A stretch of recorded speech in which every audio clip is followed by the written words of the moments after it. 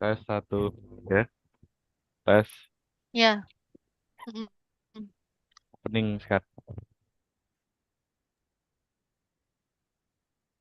Udah mulai.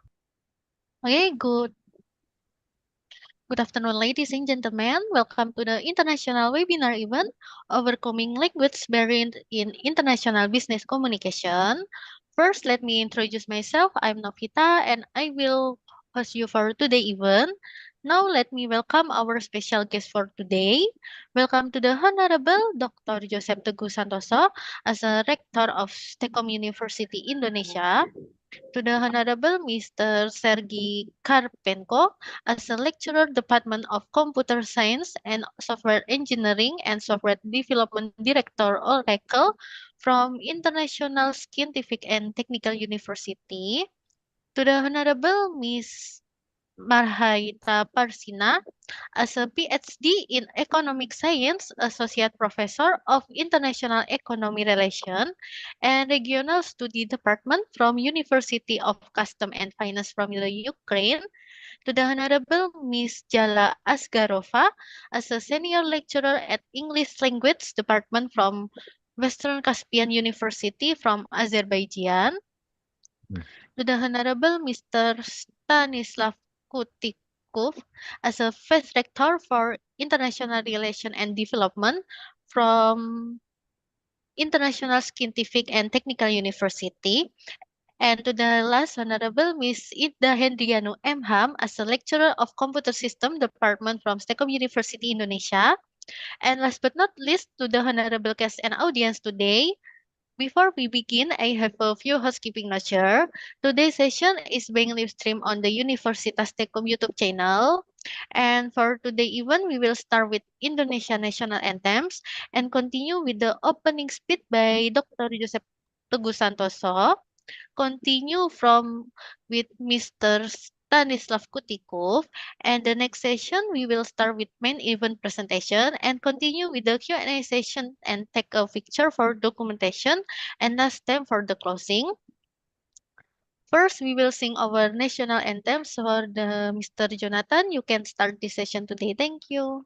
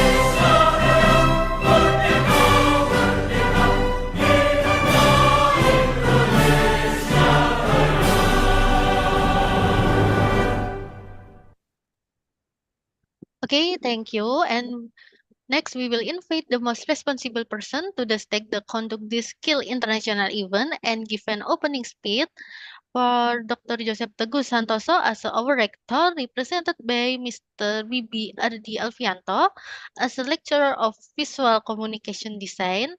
Okay, for Dr. Bibi, the time is yours. Thank you. Oke, thank you, Miss Novita. Good afternoon and maybe good morning. So thank you for this time for me. So, ladies and gentlemen, esteemed guests, scholars, and participants from around the world, good morning and welcome to this Prestige International webinar event. Wow. I stand for you today with great honor and privilege as a representative of STEKOM University instead of our esteemed rector who, due to the unforeseen circumstance, could not be here with us today. Nevertheless, I assure you that the spirit of our university and the commitment for this international webinar event remain unwavering.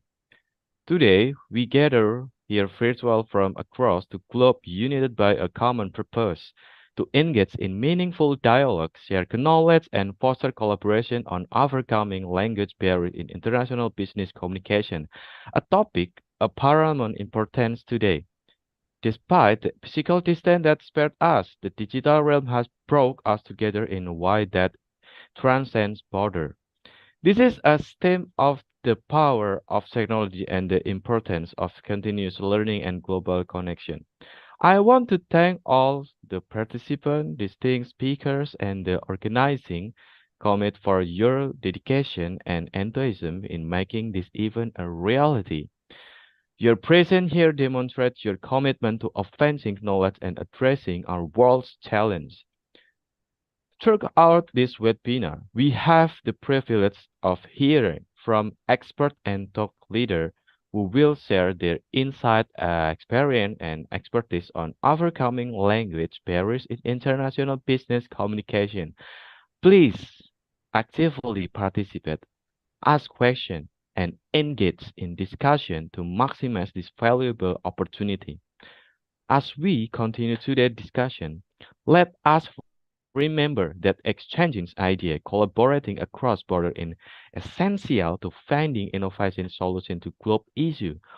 Let us harness the collective wisdom of this diverse audience to drive positive change in our respective fields.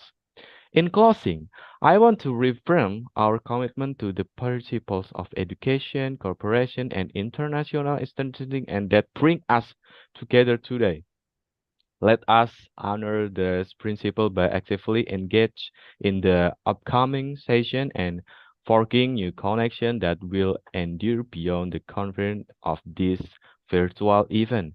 So, thank you for your attention and without further delay, let us begin this international webinar on overcoming language barrier in international business communication.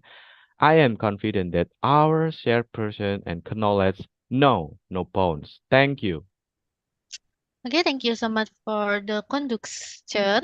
And then we will go to the Mr. Stanislav Kultikov as a Vice Rector for International Relations and Development from International Scientific and Technical University to give an opening speech. Yeah, for Mr. Stanislav, the time is yours. Thank you. Hi, hello, dear colleagues. Novita, thank you for inviting me and my colleagues and our university to this webinar. I think for our university, it's like first experience working with a university from Asia. STEKOM University, you are quite good again and experienced in computer science as well as our university. For example, my colleague Sergii, he's a lecturer at our Department of Computer Science, and he has lots of experience working as director of software engineering in Oracle Ukraine. It's like a company, and he has good connections with his colleagues from different parts of the world. And the topic of the webinar, like this business communication, is quite important for every people, because we need to communicate, to develop, have this cross-cultural communication and business communication. Cross-border connections is quite important, especially when you have one culture and traditions in Asia. We have another one in Europe, another one in Latin America and in North America, and so on. So it is my great pleasure to be here on this webinar to present my colleagues, my university, and Ukraine where we have difficult situation right now. But in any case, what is common for us is like education, study, teaching, research, and business development, which is important to move further our world and our communities. Thank you very much, and close yours. Okay, thank you so much for the conduction. And we will go to the main event. For all audience, if you have any question for the speaker, please add them to the chat and we'll be able to answer some of the during the Q&A session after the presentation. Today's session, its presenter will have about 30 minutes for the presentation. Ladies and gentlemen, please warmly welcome our first presenter, Mr. Sergii Karpenko, as a lecturer, Department of Computer Science and Software Engineering and Software Development Director from Ukraine. For Mr. Sergii, the time is yours. Thank you. Thank you, Novita. I will share my screen.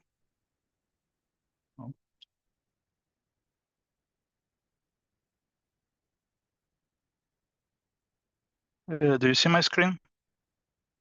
Yes. Yeah. Okay, so I will start. Yeah, today I wanted to talk about cross-cultural business communication, as Stanislav said, and yeah, firstly, I want to say thank you for you to invite me to this event.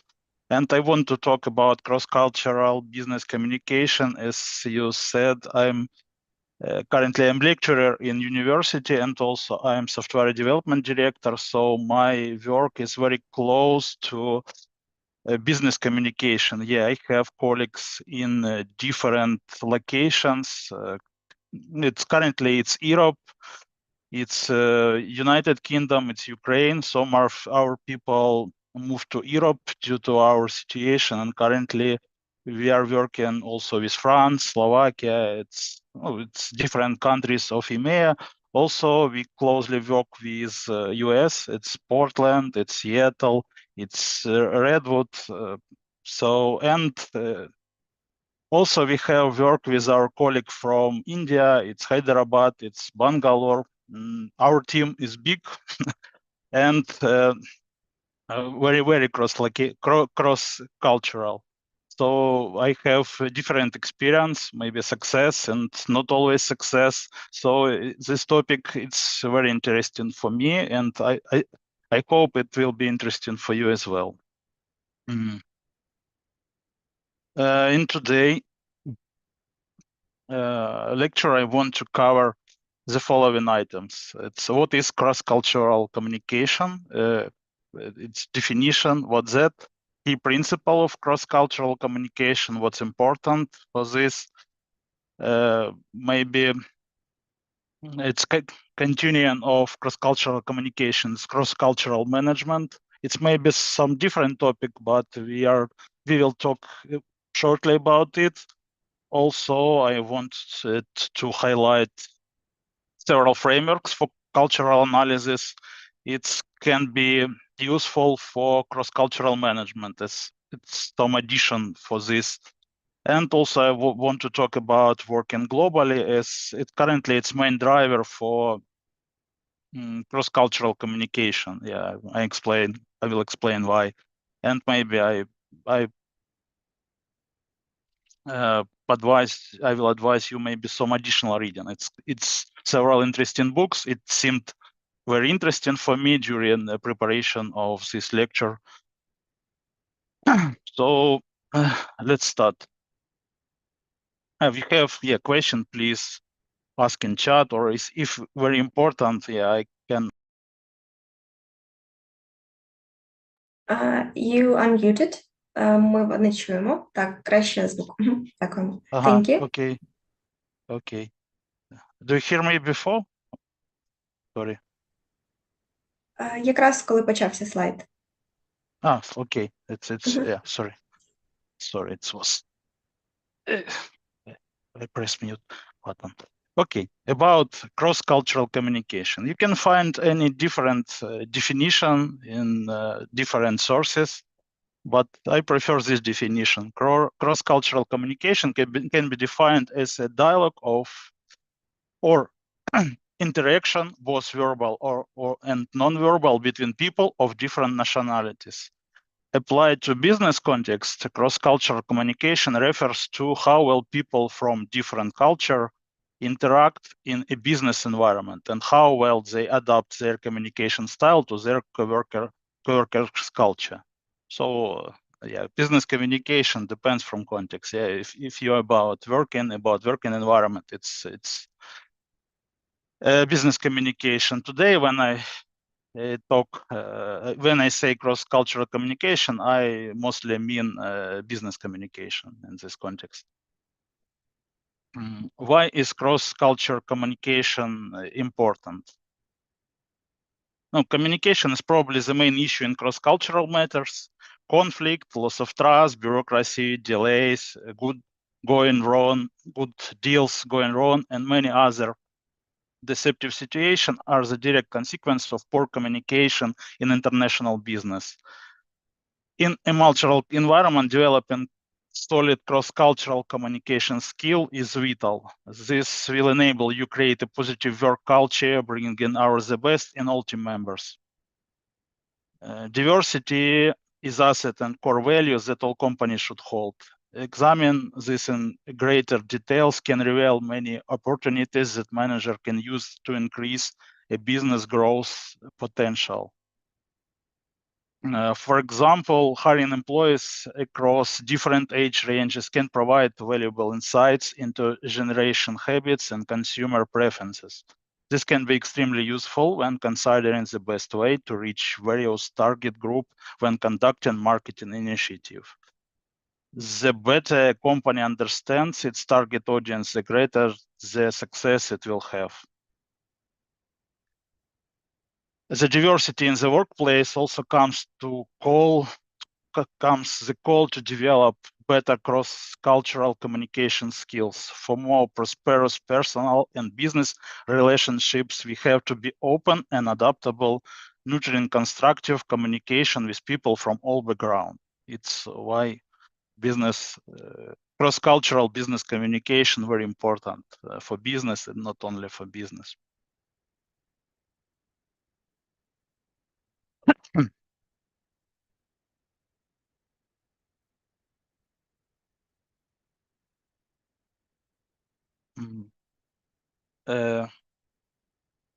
Key principle of cross-cultural communication. Cross-cultural communication can be challenging for everyone, but it's incredibly challenging when working with different culture for the first time. At times, the communication barrier can be overwhelming. If you want to succeed in your cross-cultural interactions, here are some fundamental principles.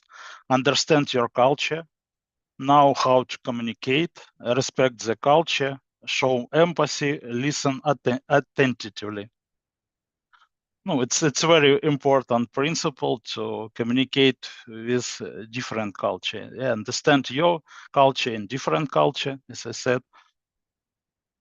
I understand how to communicate because different people in different country and different experience, different tradition, different style of work.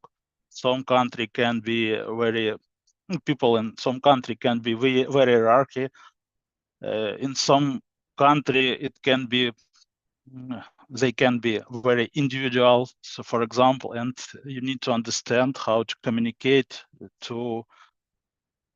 these details.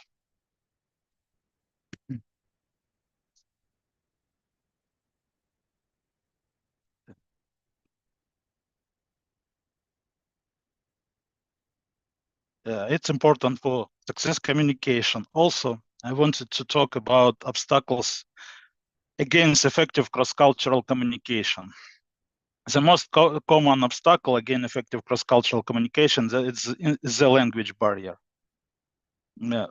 Currently, as you know, a lot of current translation tool set, current maybe AI tool set, ChatGPT, maybe make this process easier. Yeah, language barrier and can be removed easier. But anyway, for now, it's still the main the main point to as obstacles. Other stumbling blocks in successful cross-cultural communication processes are assumption of similarities, nonverbal misinterpretation, stereotypes, tendency to evaluate, high anxiety. Yeah, because we know maybe some additional word about it. Yeah, we may expect that other people really similar to us, but usually it's not so. So we need to understand what difference we have between our culture and other culture. Yeah, for example, my maybe main use case from my workplace, yeah, it's communication with British people. Yeah, British people is very polite, and usually they prefer to not order to us, for example, if we work with them. But in Ukrainian, people expect more open communication. If order is order, they it can be problem in our, because we are waiting the same expectations, the same from people from another country, but it's not so. Yeah, during working together, we usually became understand each other better. Yeah, it help us to work effectively later. But from starting, it can be really obstacles.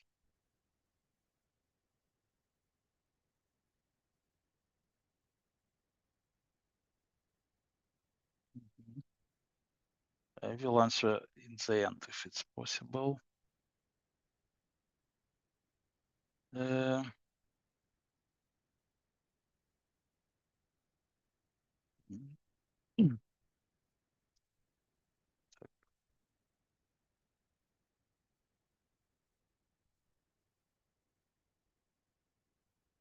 No, stereotypes, if we are talking about stereotypes, usually we expect some behavior from people. Yeah, we had periods maybe with Indian people. We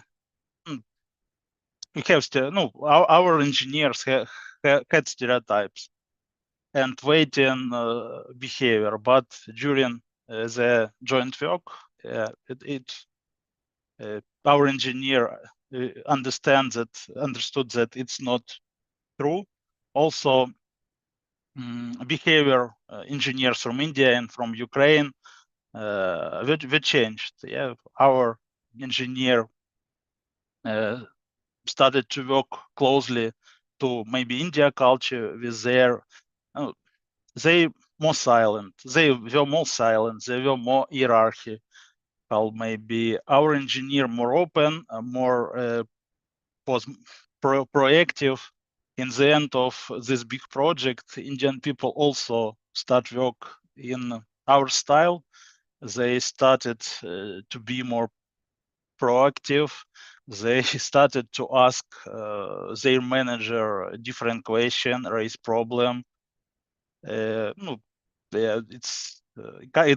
these engineers are working. It's more proactive style, and it's something different from different team. So stereotypes, it's not true. We expect our engineer expected maybe long work, maybe expect bad quality, but it was not so true. So yeah, it's example of stereotype in changing culture during work, because it's business environment. It's yeah, for business we improved our process.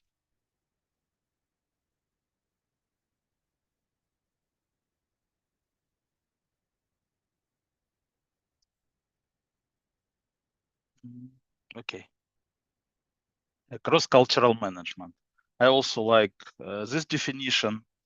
Yeah, it's based on maybe sales organization, but yeah, cross-cultural management is the operational implementation of a corporation's international business strategy in culturally diverse markets.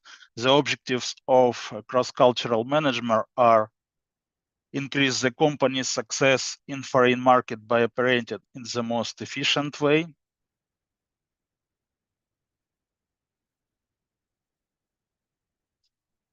in detail about this topic, the main aim of successful cross-cultural management activities is to support the corporation in achieving its goal in an array of different markets.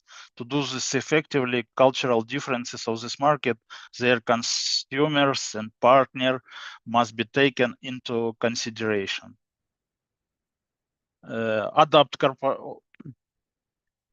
Another objective, it's adapt corporate management process to cultural differences in international market or organization, it doesn't matter. Many companies try to avoid the adaptation of activities in a new market to keep time and financial cost as low as possible. Despite this preference, many management operations need to be adapted on the host country. Experiences cross-cultural management help to decide when adaptation are necessary and when they can be avoided. No, it's not only cultural differences when we are talking about another country, it's also different aspects. It's style of life, maybe it's taxes and so on.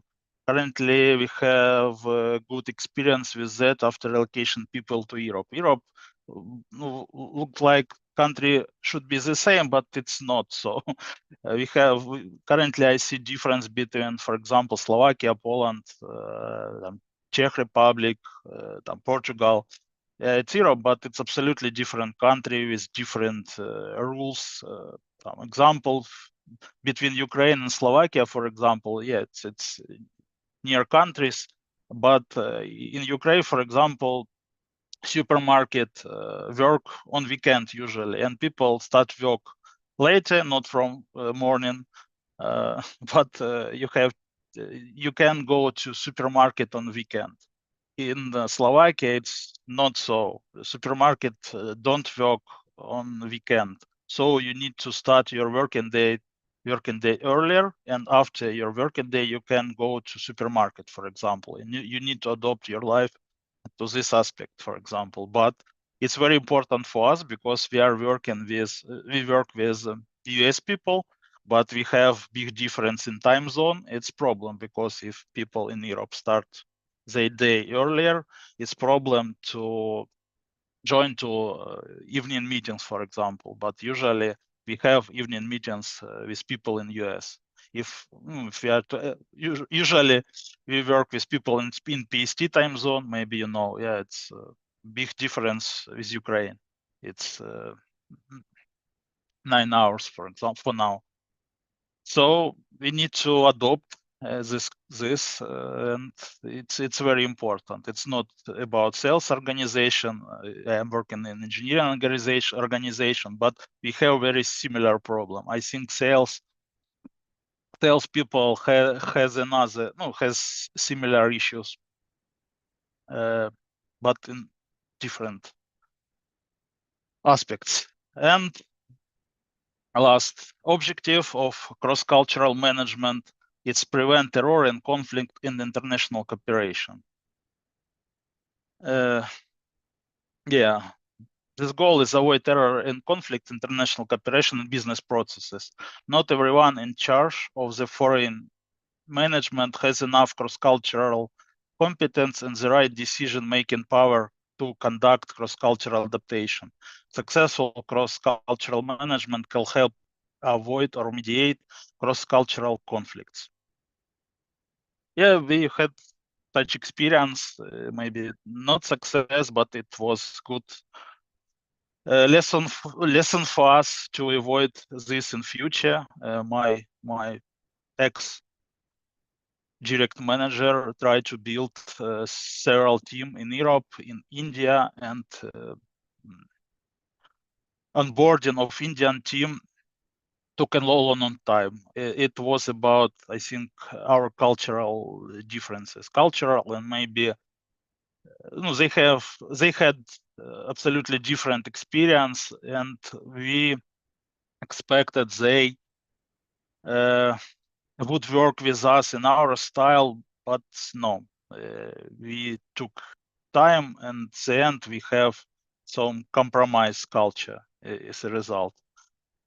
As I said, in Ukrainian engineers usually are very individuals. They are ready to challenge management, propose alternative solution, for example, without additional request to them. Is very proactive, but it's very specific style of work. It's not all people are ready to work in this style, for example. Also, cross-cultural management has different challenges. As I said, this example between Slovakia and Ukraine with supermarket, maybe no, it was surprise for me, so it's why I'm talking about it. Also, yeah, cross-cultural management has different challenges. Yeah, it's a wide range of cultures, time zones, national holidays, different and often conflicting social customs, concepts of family and social relationship. It can be very different. So, yeah, usually.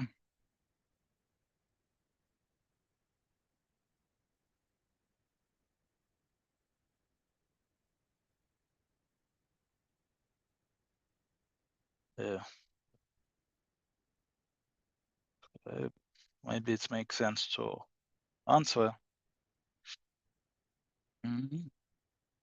A lot of questions.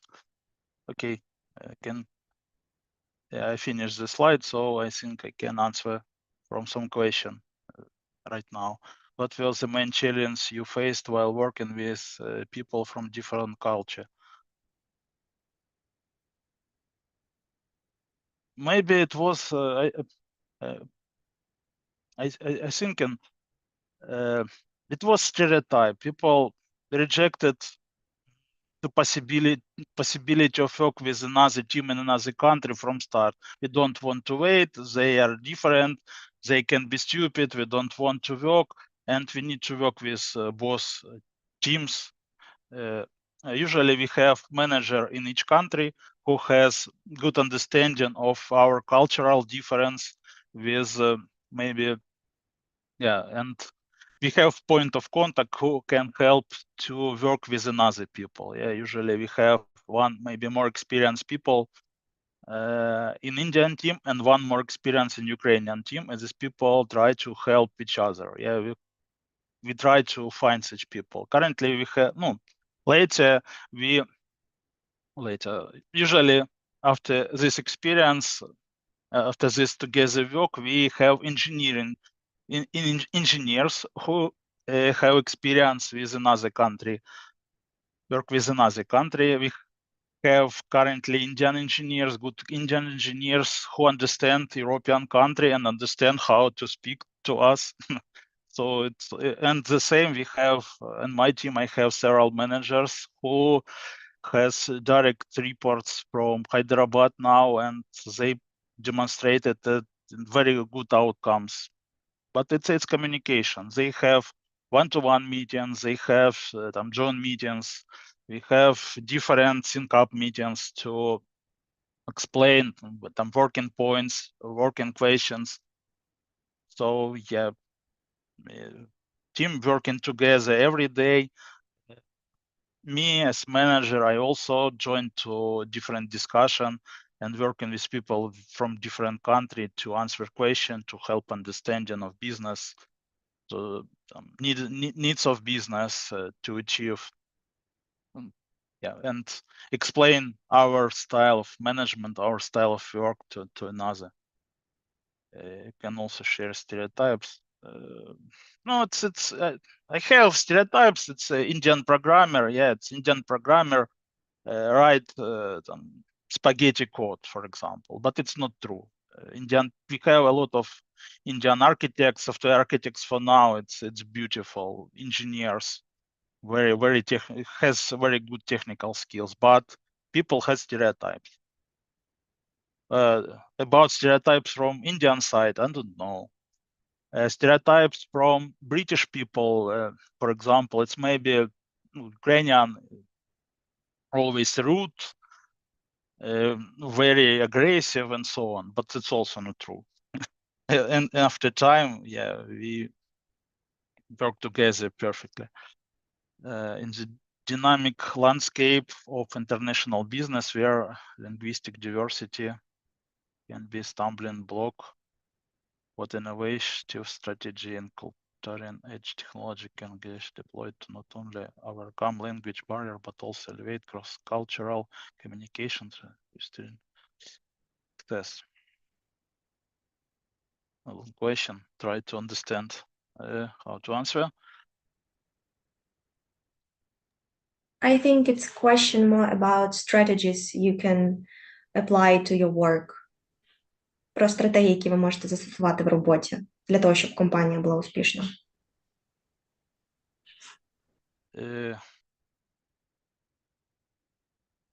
Good question.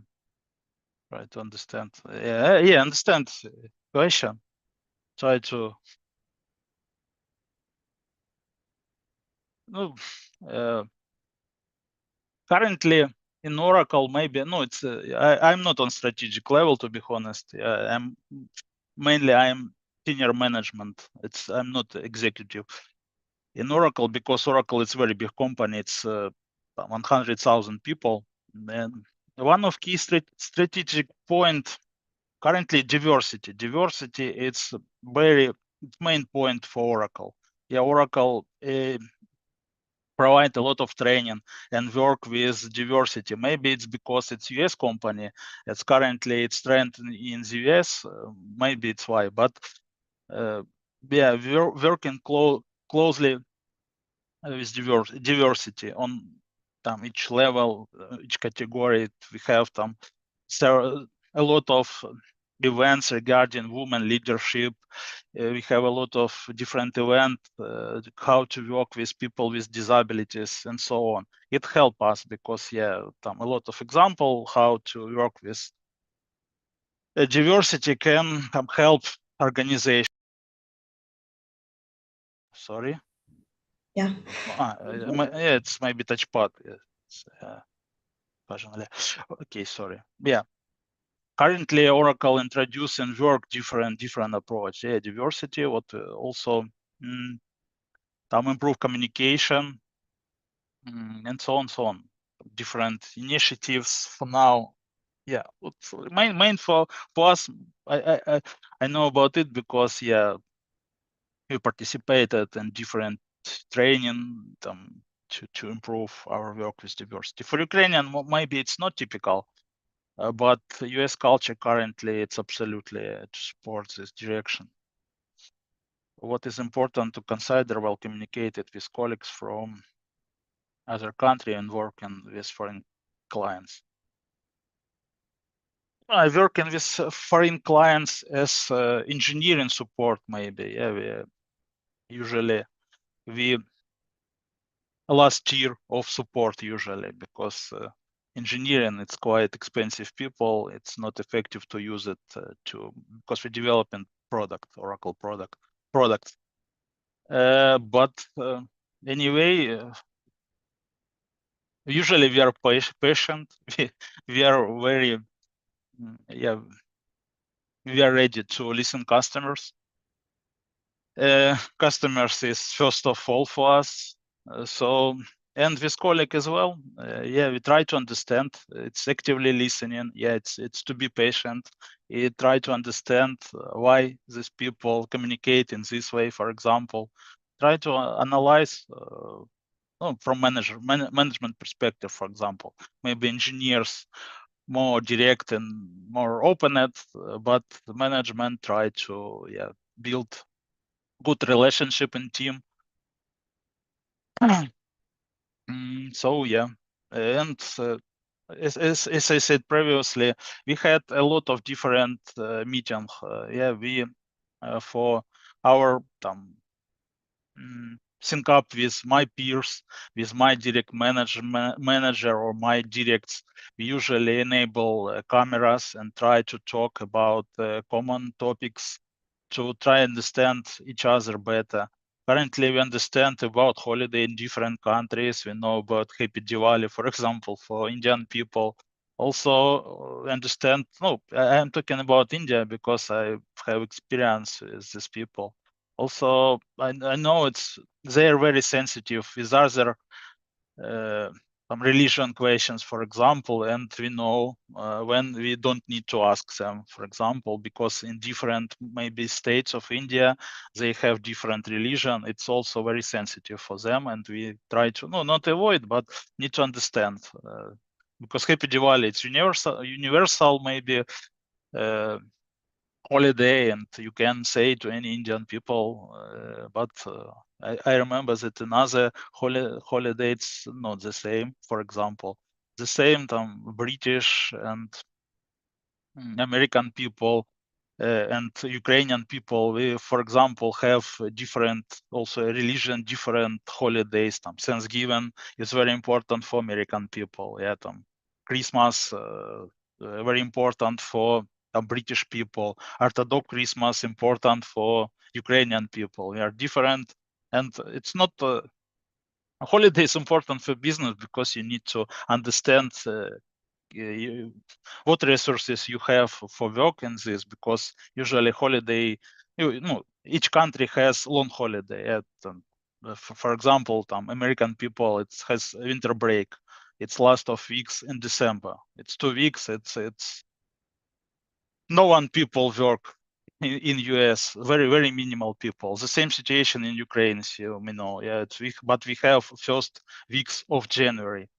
And to understand, not all people understand that they need to raise it. Yeah, but currently we know about it. We are ready to it. So we try to understand many aspects of another country and teams in this country.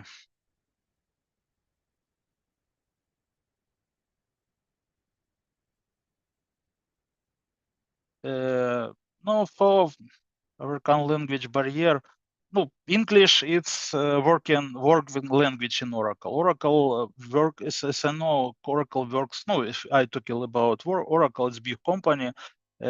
Oracle has offices in 40 countries, as I know. But main English, it's in main language is English. Yeah, it's Confluence, Pages, it's email, all calls, it's English only. Yeah, we try to talk with each other on English. It's help us because people has different level of English, but anyway, it's usually enough to talk with each other in any countries. So for day-to-day activities, it's usual to call to another people by Zoom and try to solve problem in fastest way, for example.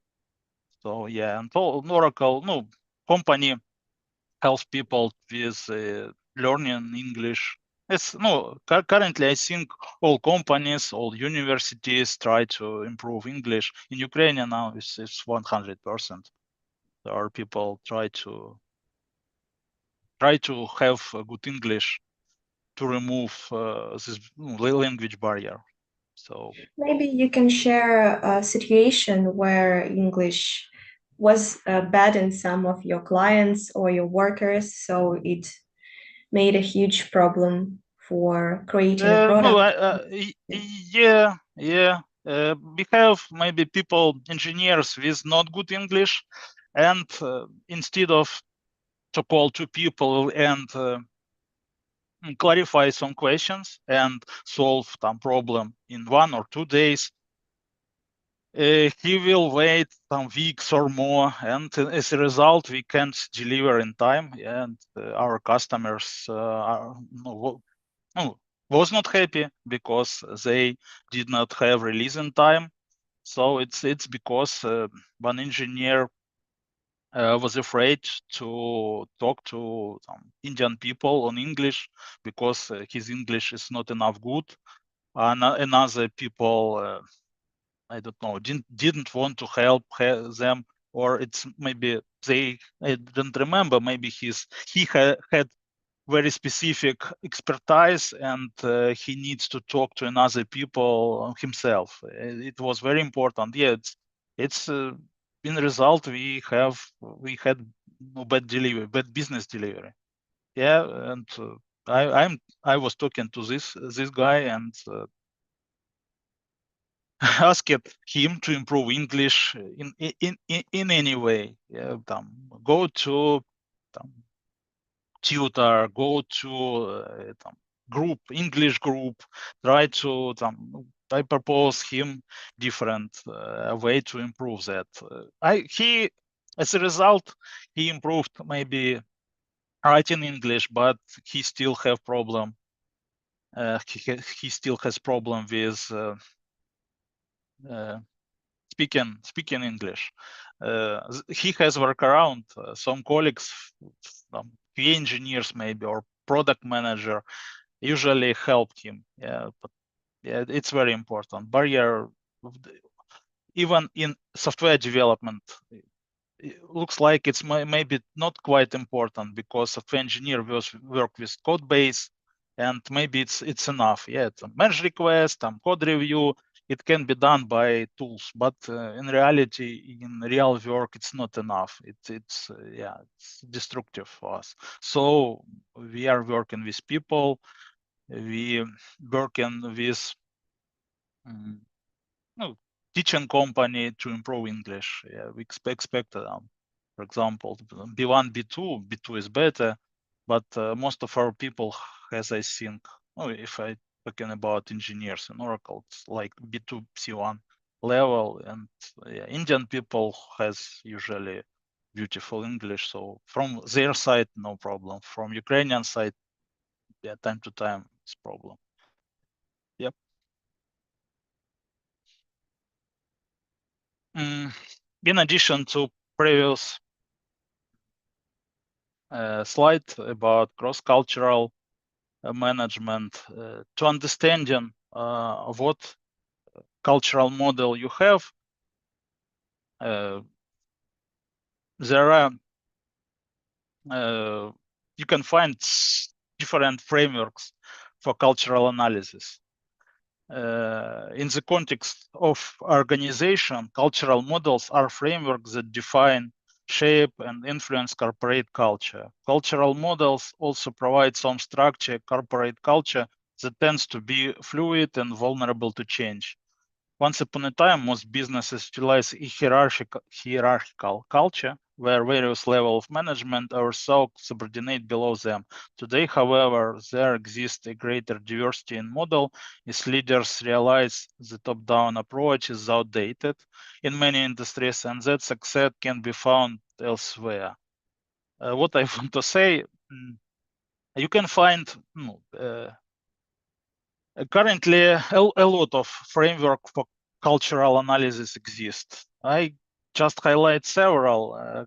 Each framework has operate with different dimensions or parameters and provide some insights.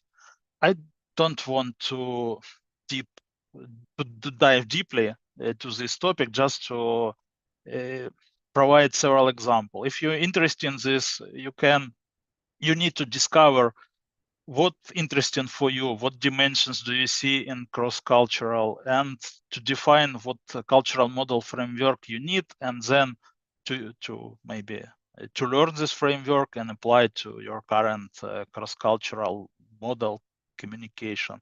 It's maybe most famous, as I understand. It's hosted cultural dimensions. This framework used 6 dimensions: power, distance, individualism versus collectivism, masculinity versus femininity, uncertainty, avoidance, long-term versus short-term orientation, and indulgence versus restraint. Key insight in this case, it helps compare and contrast culture in terms of value, behaviors, and preference. You can find a lot of adaptation of this hosted model. Also, a famous model is Tropinars. It's also use different dimensions, but provides insight into cultural difference and how they impact communication, management, and decision making. So using of this, maybe you don't need this. It was interesting for me, so I decided to share with you as well. Also, cultural iceberg model, as you see,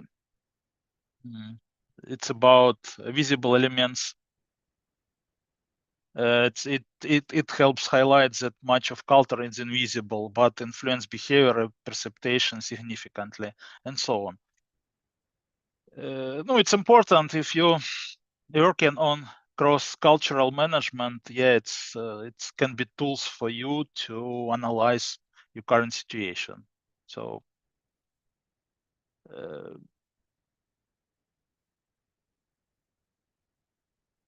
And last item, what I wanted to review today, it's working globally.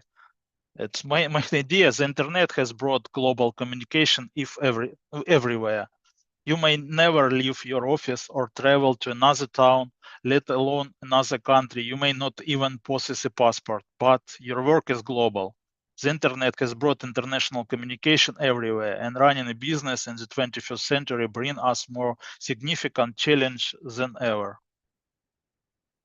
Yeah, so current and yeah, it's maybe terms before COVID epoch. Yeah, but COVID also was very accelerated a lot this direction, and currently all company I think can work globally. It's accelerated all processes to move to work to internet. To succeed, no, currently I think most working environment is remote. After COVID finished, currently in big software company, I see some transformation to back, not absolutely back, but I currently, for example, our Indian colleagues currently work from office, yeah, and big software company provide maybe three modes of work. It's remote when you work only from home, and you can go to office one per month, for example. For example, also flexi mode when you work from office 2 days, you don't have place, but you have maybe a pool of shared workplace, and you can book, for example, when you decided to work from office 1 or 2 days per week. And work from office, it's a standard maybe mode as we had before COVID. Currently, some big like development hub from different companies return back to this model again. It's maybe as I understand, they decided that productivity of team can be more effective when people work from office, but it's not always true, because, for example, we have people in different offices in Europe, and usually people work with people in another office in another country. So work from home and work from office doesn't have difference in this case. So we are continue to work in work from home mode.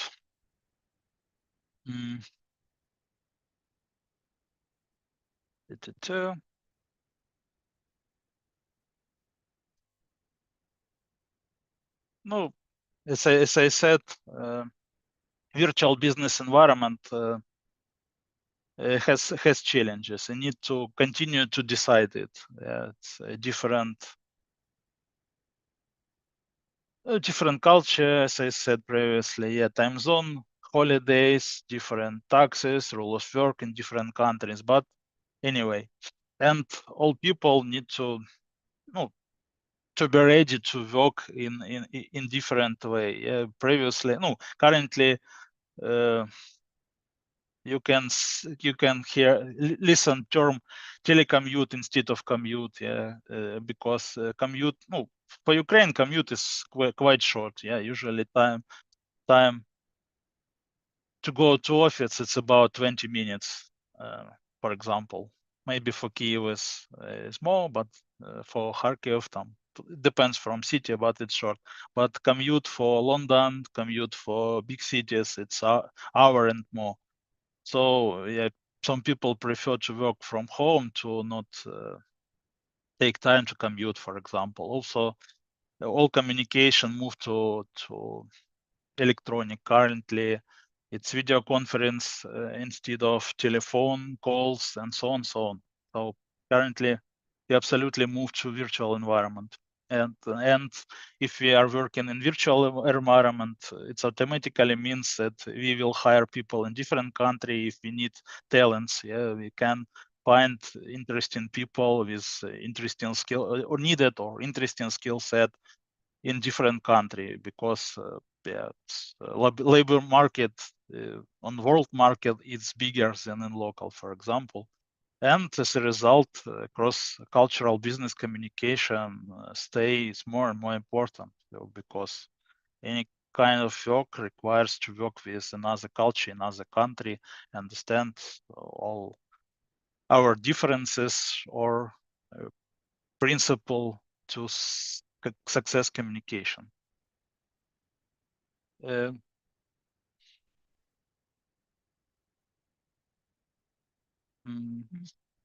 No, I just want to talk about additional reading. If you're if you're interested in this direction, you're interested to dive deeper in this topic, I would recommend to use maybe some books. I compilated today lection from different sources. It was internet articles, it was a bunch of books. I'm not sure that books are in free access.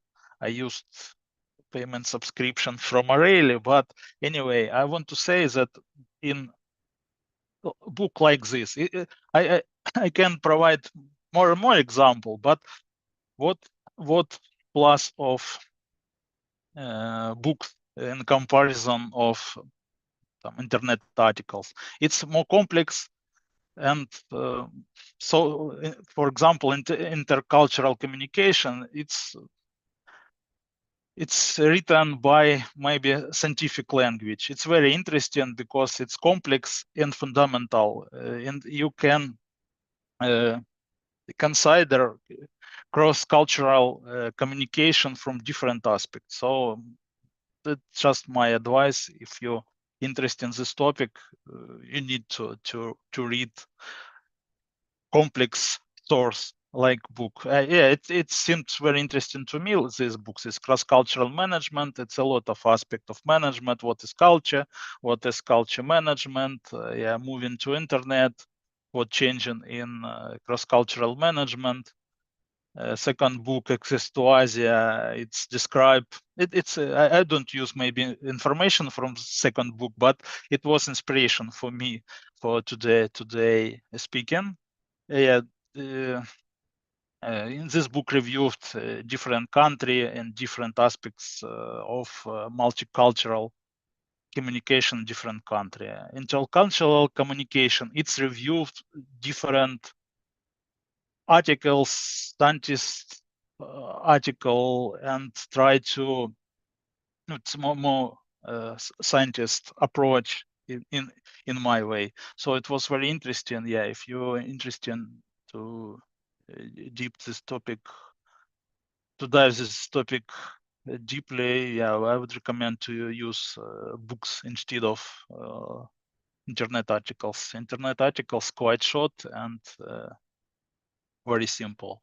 It's fundamental because it's not fresh topic. Cross-cultural communication, it's important for last dozens years, I think.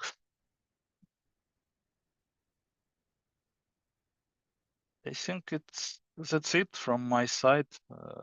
Yeah, main conclusion, it's cross-cultural communication, business communication.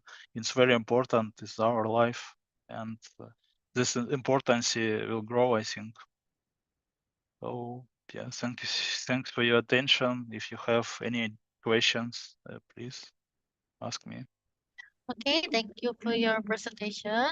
And we have the question from our participant. First question, we have the question from Miss Kayla. In the dynamic landscape of international business, where linguistic diversity can be a stumbling block, what innovative strategy and cutting-edge technology can organizations deploy to not only overcome language barrier but also elevate cross-cultural communication to a strategy advantage, fostering unprecedented global success? Thank you. I already answered this question. Yeah, if you remember, I make interruption between slide and answer to this. I already answered. Okay. If you yeah, I can repeat my answer if you sorry. It's Yeah, okay. Novita, he answered question Oh, in the individual presentation. Yeah, so okay. thank you so much. Okay, thank you for answering. I think it's very clear answer from Professora. And then we will go to the second speaker, Miss Jala Asgarova, as a senior lecturer at English Language Department from Western Caspian University, Azerbaijan. For Miss Jala, the time is yours. Thank you. Hi, Miss Novita. I think there's a misunderstanding. I'm Jamila from Western Caspian University, from Department on Philosophy and History. I mean, this is so she was the last time, I think. It's okay. So then please let me introduce myself. I'm Jamila Akril from Western Caspian University. And then I'm representing of the Department History and Philosophy today. And I would like to talk about cross-cultural communication, cross-cultural business communication. So then, can I share my screen? Yes. Okay, it's here. I think you can see, right? Yeah, we can see a screen. So then let me go here.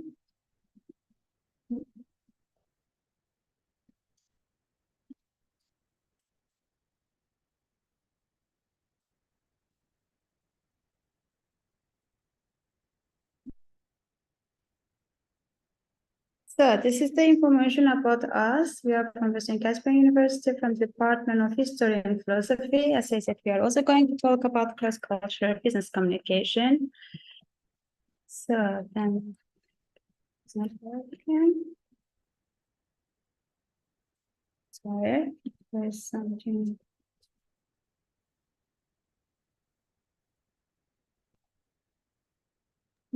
Maybe it will be convenient to show the same way as Sergii, because it happens sometime. Yeah.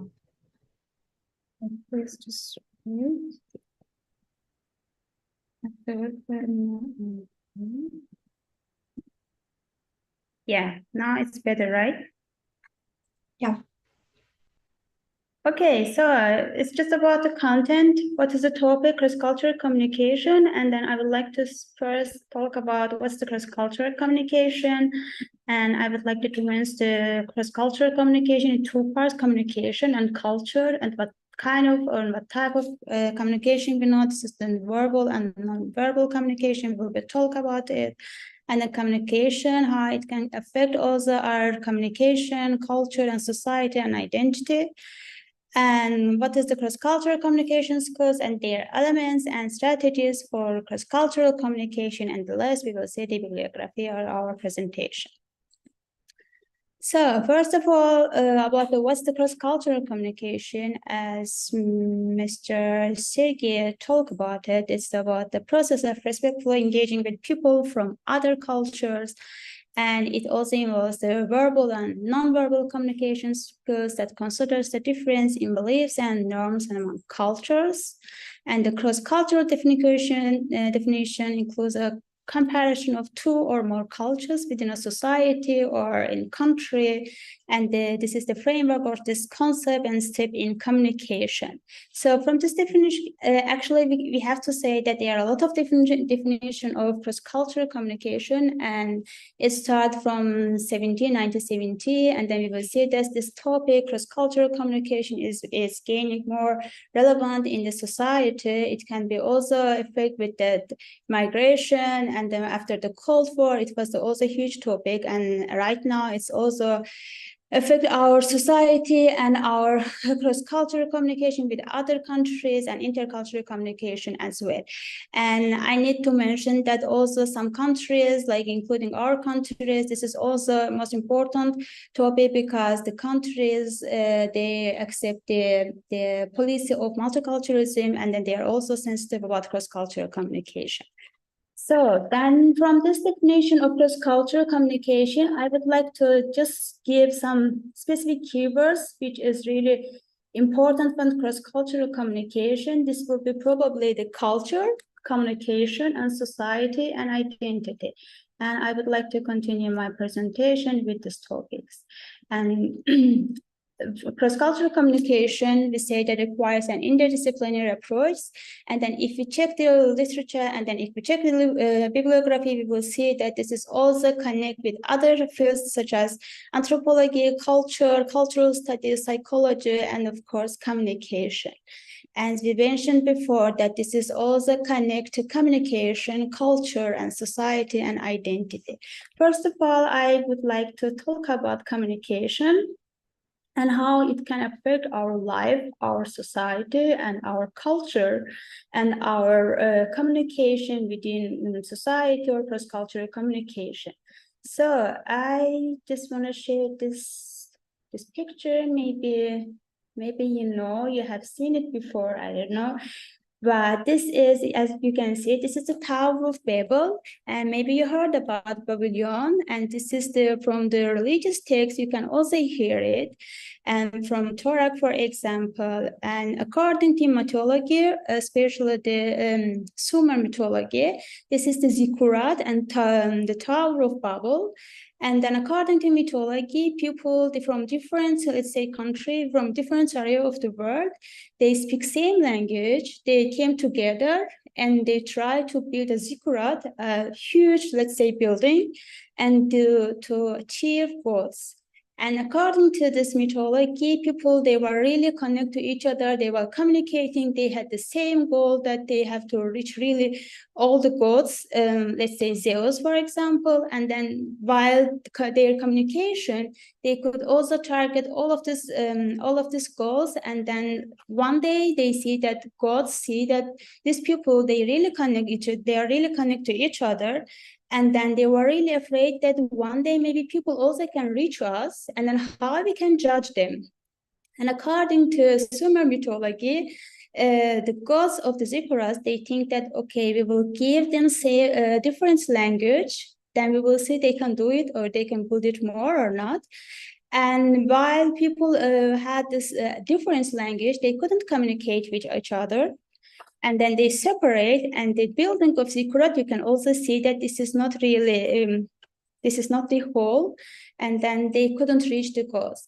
And this is from the Bible, and this is from the Torah. And then we can see, and then we can of course say that it's real or it's not real. But the moral of the history, moral is the history is that communication is matter. Communication is important in the time of mythology time, let's say, and then in the 21st century, it's important, and then it connects people for the same goal, and it can also separate people from each other. So for this communication, we can see that, of course, the most important element of communication is language. Without a language, we can say that creating a society is not really without a language. Creating a society is, let's say, not real. But we can see that there is also 2 or 3 parts. Here we have the 2, or we can divide it to 4, that there is communication styles. First of all is the communication direct and indirect, and the secondly is the non-verbal and verbal communication. And then this can also affect our communication, our interaction within society, within business communication, and then within other countries across the world. So, and about the language, we say that our language is creating our society, and then the way we think, it can also affect the way we think and how we create our culture. And then with our language, we also carry our culture to another societies. That's why this is the important part of cross-cultural engagement. So direct and indirect. So we can see that it depends on the culture, and it depends on how they communicate with each other. We can see that communication style is direct and indirect. And we will see also this in culture, which cultures has their high level or high context level or the low context level. We will also discuss this there. And verbal and non-verbal communication is this understanding the significance of gestures, facial experience, and body language in different cultures. So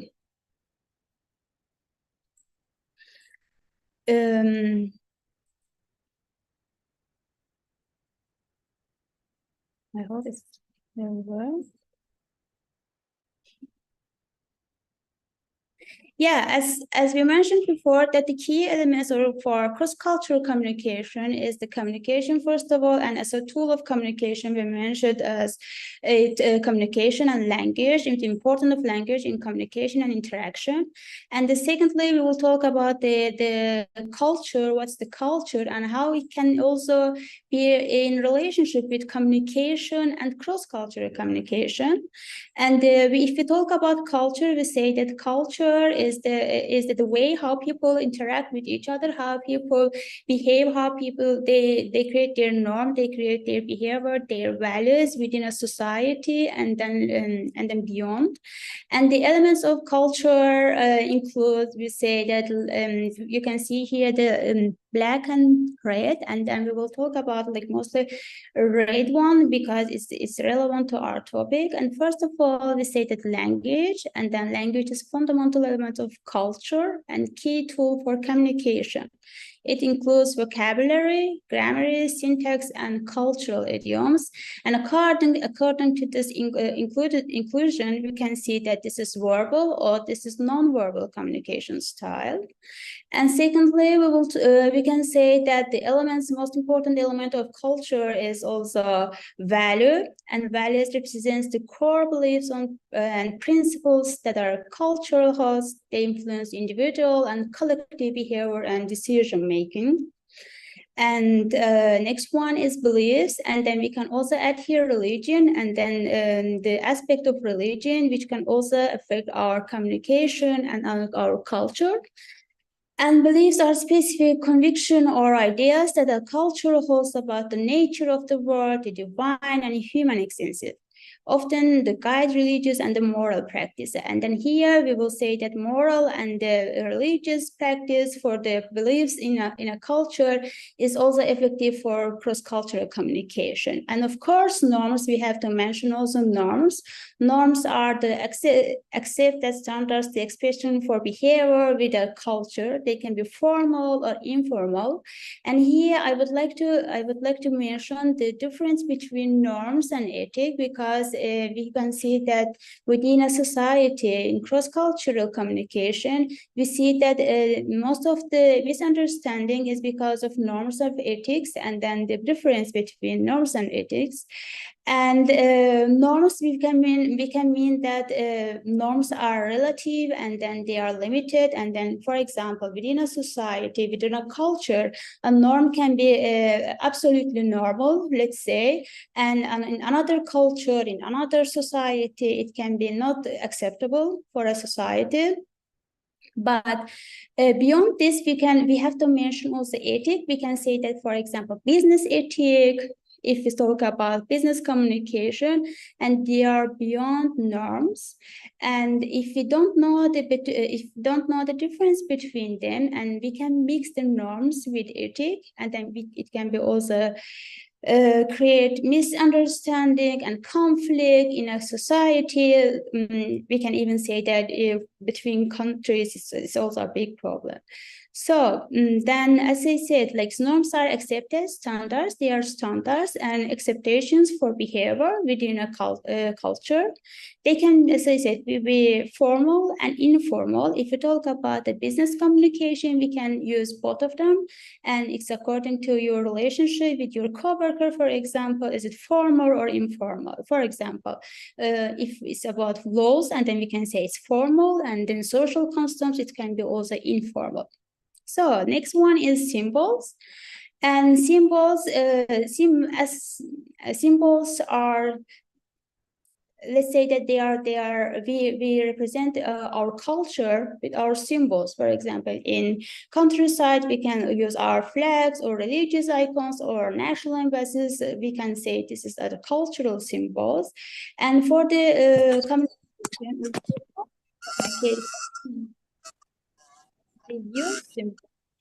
we use symbols, but not in a wide actual area, just like for representation our culture. Let's say that there's a intercultural day, or there's a in university or in business, in office, there's an international day. Then we can use also our symbols to represent our culture. So, and the next one will be probably cultural identity, which is really most important, would say, then for the cross-cultural communication. And if we mention identity, we need to say that there's two types of identity, and then both of them are relevant for cross-cultural communication. First one is the I identity or personal identity, we can mean, and personal identity or collective identity, we will mention as second one. And both of them are connected for cross-cultural communication because they are part of our identity, and as a person, or as a worker, as a co-worker, or as a representative or our community or country. And cultural identity is we can say it's not individual, it's as a collective, a part of collective identity. And cultural identity refers to shared sense of belonging and identical within the culture group. It involves people in a group of people. Also, we can say that most part of the collective or cultural identity is our language, our history, our heritage, our symbols, and all the things we mentioned before, like value, beliefs, norms, and then they are also a part of cultural identity. And in cross-cultural communication, we always carry our cultural identity. And then if we, let's say that if someone around us and our coworker, they are not really aware of cultural identity idea, and then it can be affect our communication with them, even though we have good connection with them. So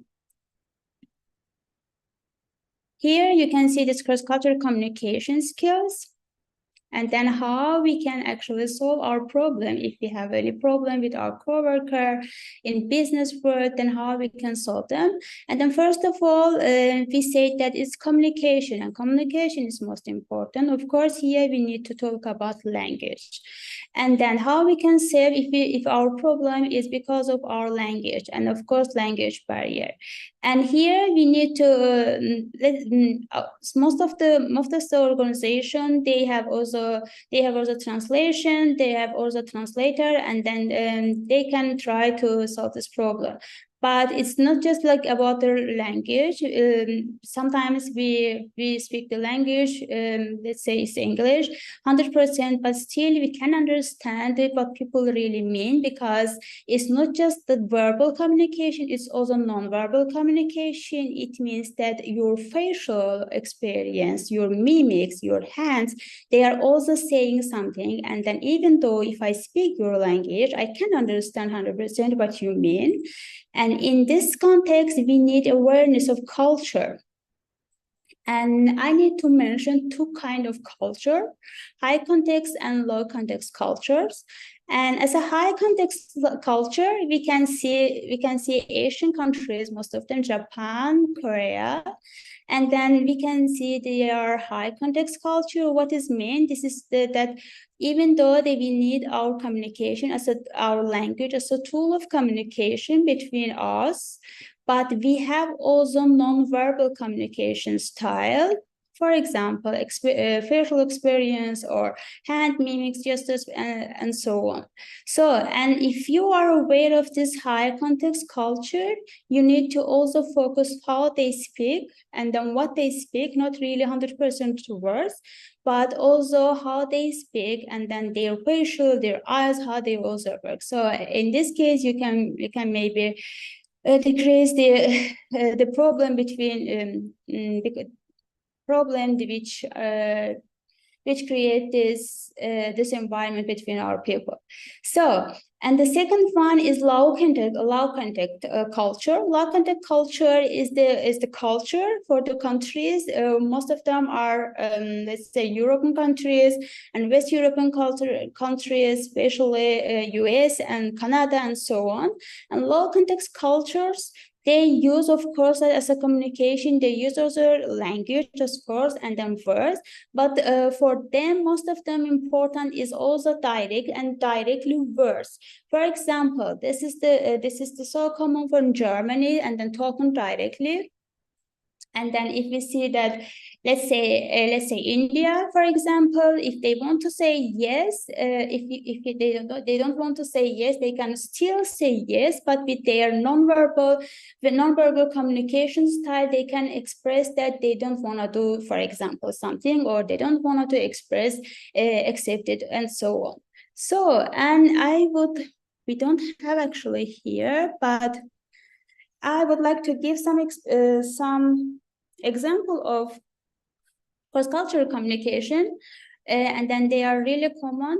And then, for example, as I mentioned, like Indians, and then most of them use non-verbal communication, and then they belong also to high context culture.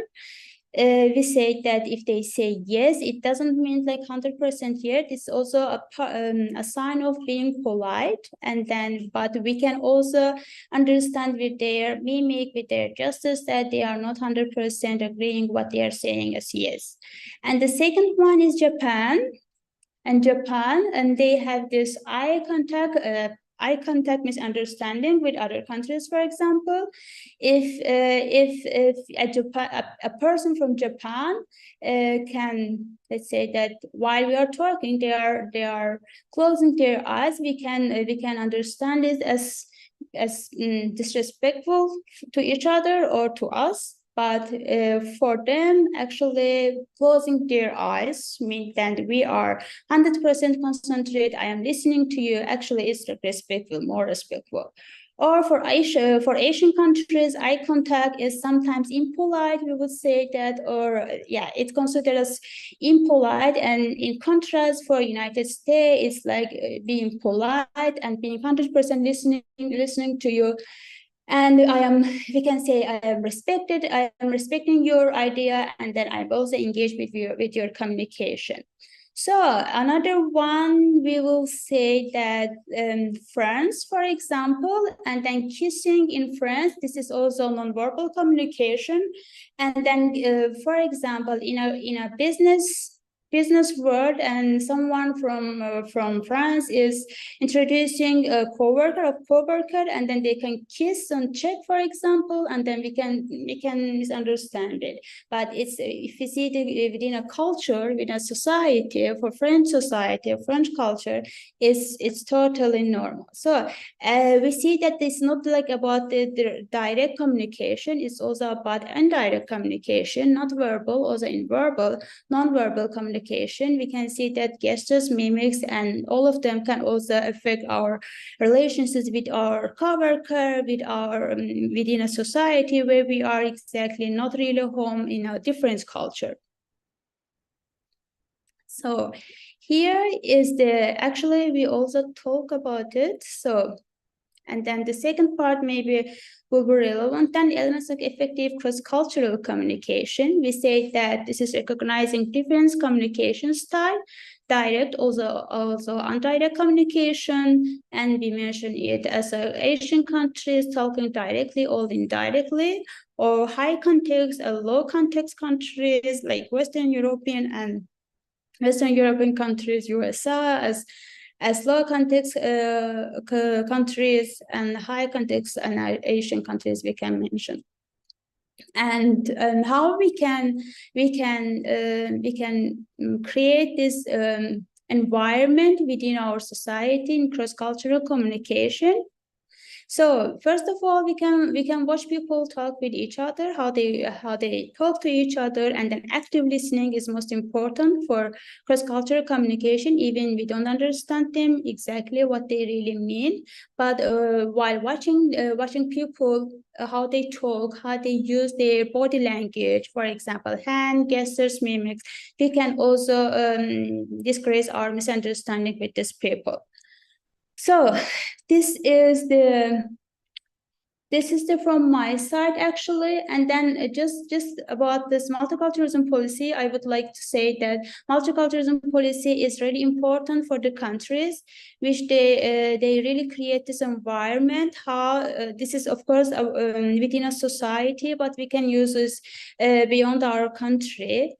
And if within a country you can understand the diversity and then diversity pluralism of the society, this is also good practice. Being a board, for example, or being working with people from different cultures from different backgrounds, it can help us in any way to understand cross-cultural communication. So this would be from my side. And here is our bibliography. If you are interested, then you can also search later. I would like to hear from your side if you have any question. Okay, thank you for presentation. And we have the question from audience in the Zoom. As business embark on a journey through the intricate tapestry of international trade, how can they employ mind-blowing strategy, perhaps drawing inspiration from cutting-edge or emerging technology to not just break down language barrier in communication, but to craft an entirely new paradigm where linguistic diversity become a source of competitive advantage and strategy brilliance in the global marketplace? This question from Mr. Jonathan. Write in the room chat, please. You chat.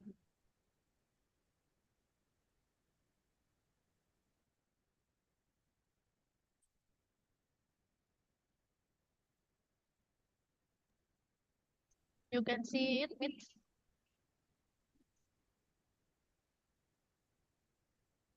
Sorry, the question was to me, or I couldn't really hear you. It was a question to me, or what?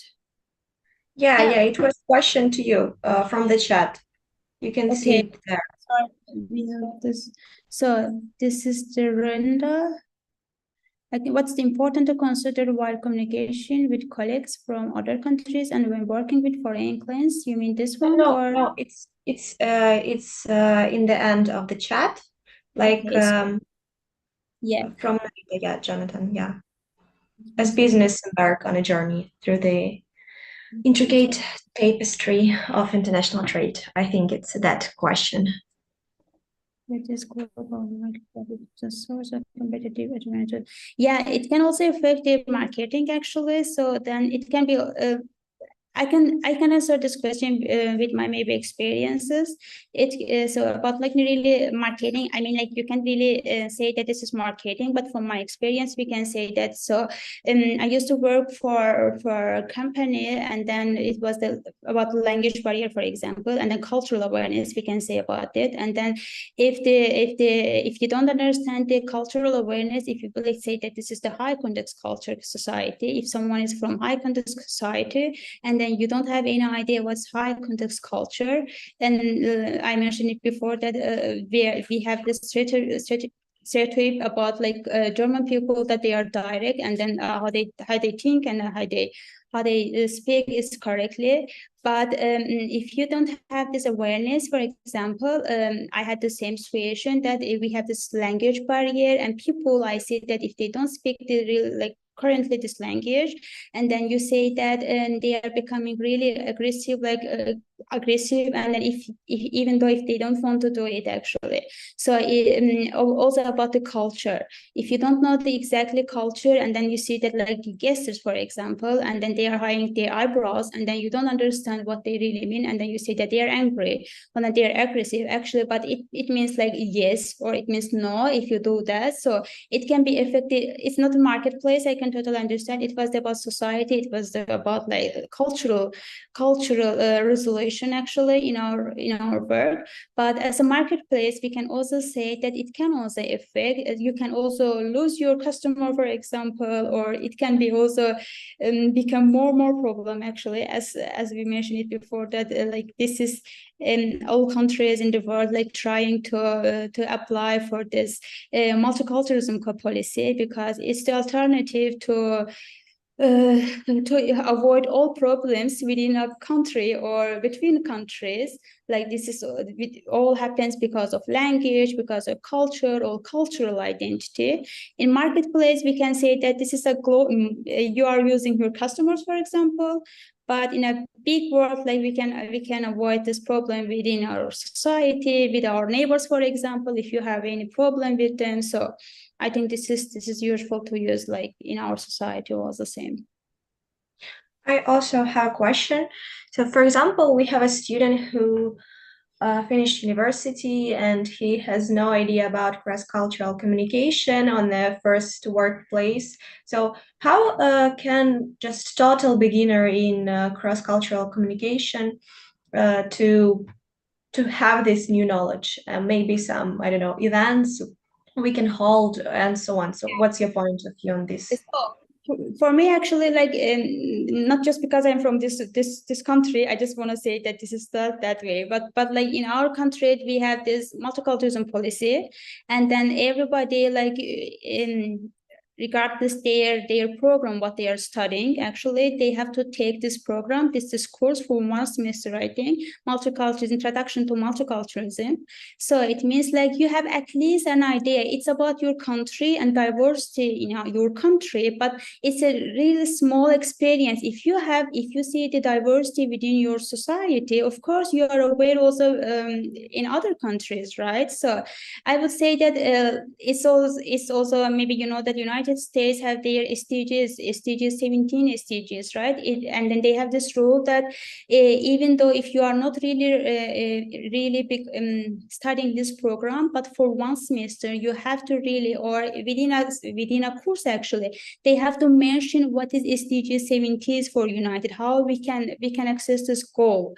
So maybe our universities programs, they can also add some programs and then, or just like training they can add, or most effective and interesting actually for students, because if students are just taking a course, this is not interesting for them. But like as a really funny events, let's say that you can also create international date. I can see that from my experience that I learned a lot from our international date, and then they can also present their culture, their language, their music, all of them, their value and all of them. And then you are becoming aware that okay, norms and ethics are totally different, because norms are relative, as I said it before.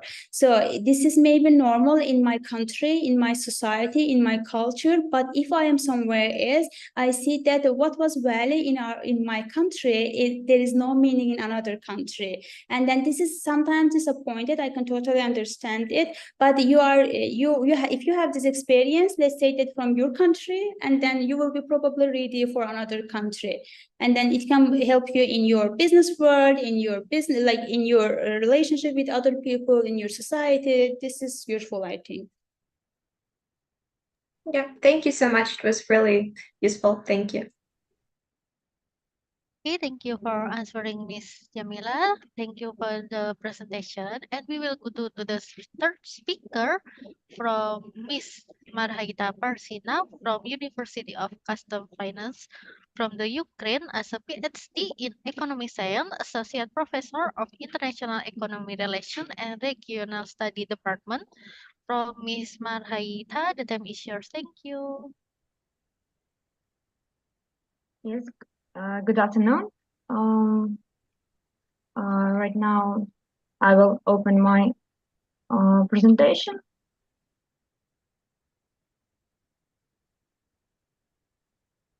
Okay. So today I would like to tell you about the topic, overcoming language barriers in international business communication. I'm sorry to interrupt. We cannot see a presentation. We see You just the cannot see? screen. Yeah. All right. Okay.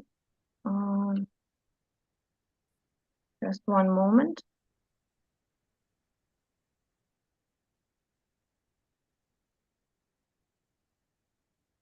All right. And so, can I see it? Yeah. Now we can see that. Thank you so much. All right. So overcoming language barriers in international business communication. So we can say that modern communication technologies and increasingly faster models of travel have eliminated geographical barriers between people. We have become more aware of the other barriers that make it difficult to discover new places and customs and tastes and work with colleagues from different countries, and so it will require the ability to overcome these barriers. Language barriers are more common that many people realize because they exist in several different forms. They are from different countries, and so people from every country need to be aware of these barriers and need to have ability to overcome this, even if these people are from one country. So these barriers can occur even between people who speak the same language due to different types of knowledge and proficiency. So at first we must tell what is the term, the language barrier. So we can imagine that speakers from two different countries trying to negotiate a price or discuss the directions to the nearest hotel or speaking on every topic. But in reality, this is just one of many language barriers in communication. We can say under this term that this is linguistic barrier that speakers from countries around the world run into every single day. So to say briefly about language barriers, we can divide them in into four forms. We are talking about proficiency barriers, technical language barriers, cultural and physical language barriers.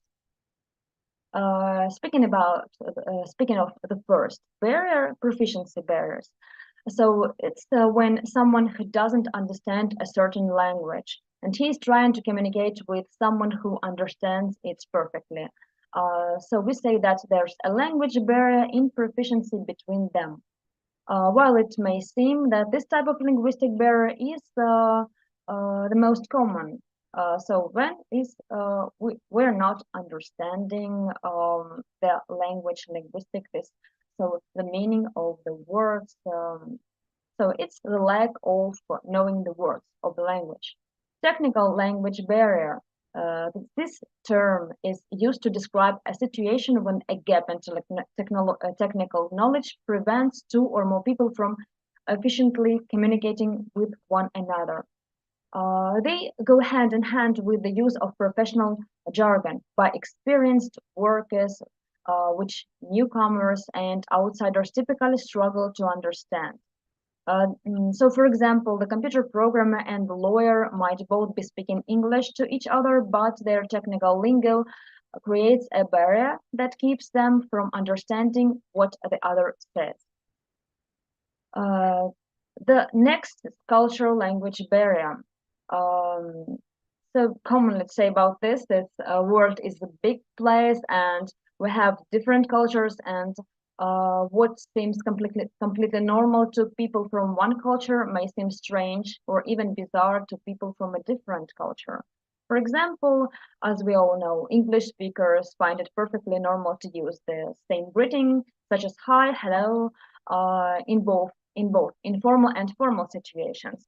While, for example, speakers from Japanese have a very complex system of greetings, so as from different other some countries.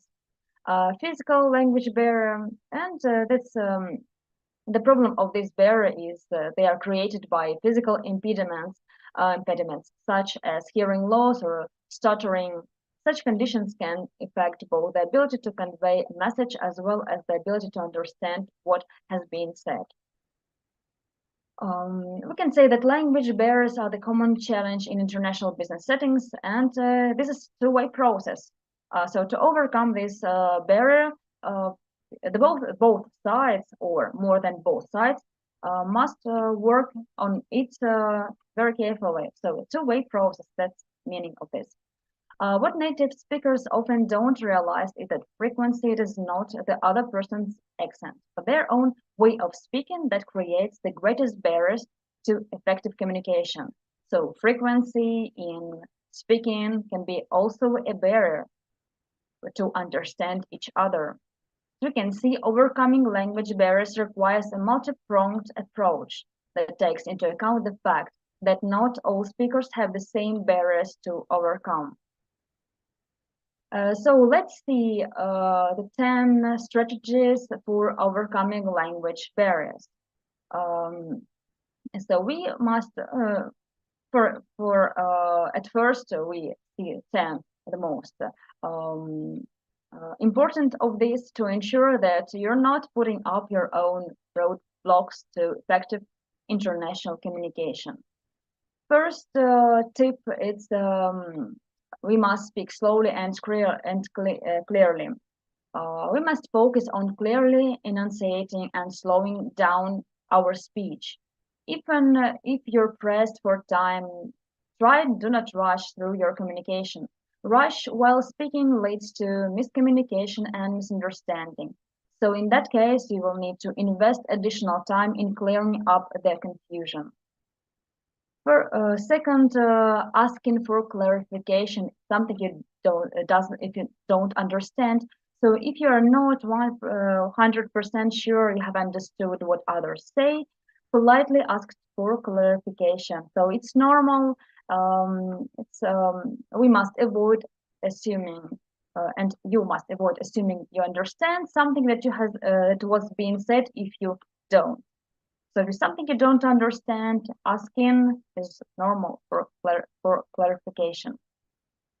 Third, frequently check for understanding. So while speaking, you must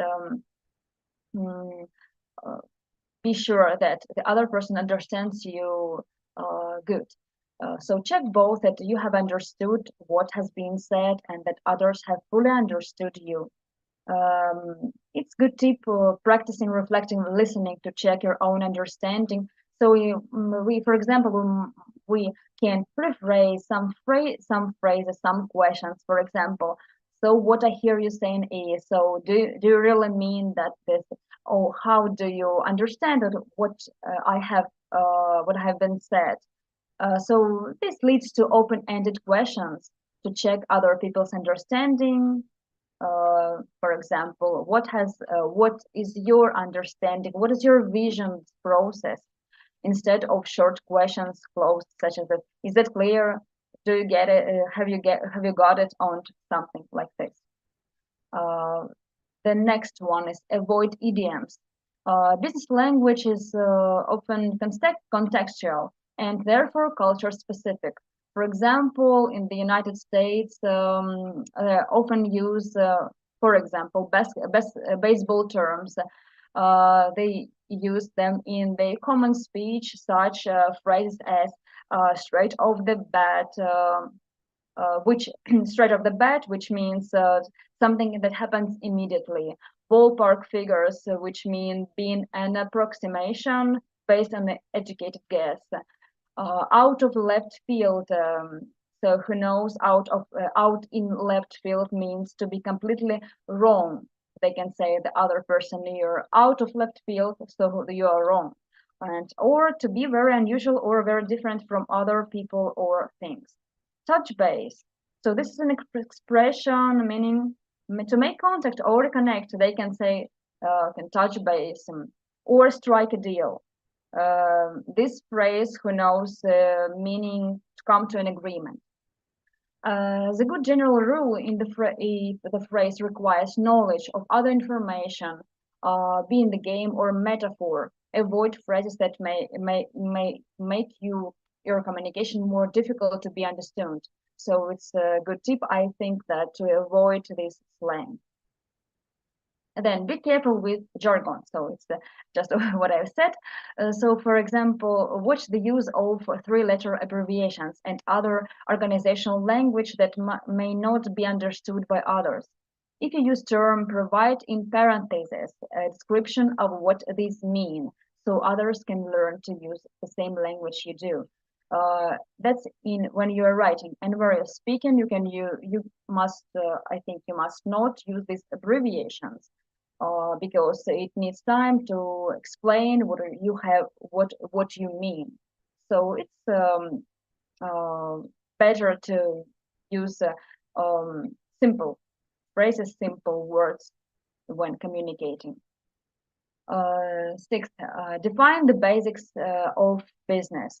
In international business context, terms such as success, doneness, meetings, punctuality, etc. may mean different things to different people. Please spend time in your communication defining what these words mean to you and others in some concrete situation, and in some different business or some deal on what you're speaking about. Invest in building a shared vocabulary. So we can say that shared vocabulary, so it's innate shared understanding about what certain words or phrases mean. The next one, be specific. So spell out your expectations and deadlines clearly.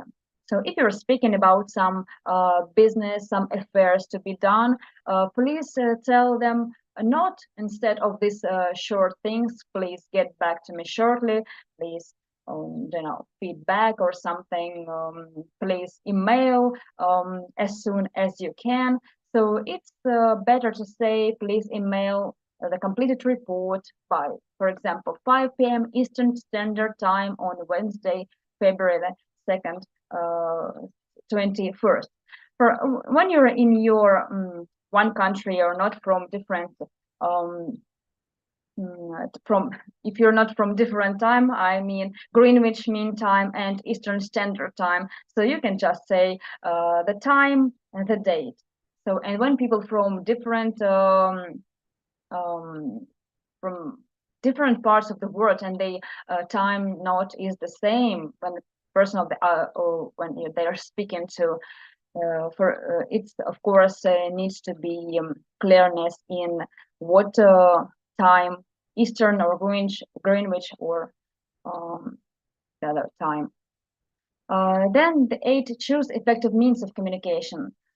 So carefully choose your form of communications for a phone or video conference, email, instant images, etc. Be mindful not to overuse email. So it's need to be enough even of emails. So while they are useful, there are times when medium is likely to be ineffective. When a message is complex and complicated, or there is tension or conflict that needs to be resolved, so it's better to switch to another medium. The next one, provide information via multiple channels. We can use phone calls with emails that summarize what has been said. When possible, we can provide presentations, agendas, and so on in advance, so that people who work with, if they're non-native language, so they can understand and get this whole material. And the last one, be patient. So cross-cultural communication takes more time. If not all time, certainly initially you cannot expect your communication to occur with the same speed and ease as when you're communicating with someone from your own culture. So we must be patient to even if the other person doesn't understand what you're meaning, you can say in other words and more slowly. So that's the whole material which I wanted to show you. So thank you for your attention. And please, if you have questions, I will be ready to answer them. Thank you. Yeah, I have a small question to you. So that was a really great presentation, and that's maybe the same question to the previous speaker. So how do you think, how can we teach our student this cross-cultural communication? Should we have special courses dedicated to this issue, or I don't know, hold special events or something like that? Is it possible or important for universities and colleges to ensure this issue will be enlightened in their practices, teaching, and so on? Got it. Thank you for your question. So I think, yes, we must continue to learn, for example, English, and the main thing is that it not so learning this maybe words, with vocabulary, with this grammatic. I think it's more of communication. So when we have different meetings, such as conference, such as some events when students or different speakers they communicate with each other, and then in practice they will find this common language. I had practice when I were in Poland on when Poland students they came to Ukraine, so it was a long time ago, but then I remember it. They were poor in English, and also I was not so not strong in English too. But we found such Ukrainian words, such Polish words, some Russian words, and then we have these lessons when we together learned English, and we we learned together, and so we found a way to understand each other, and it was I can say that there must be some lectures, some lectures maybe not very maybe interesting when it's theoretical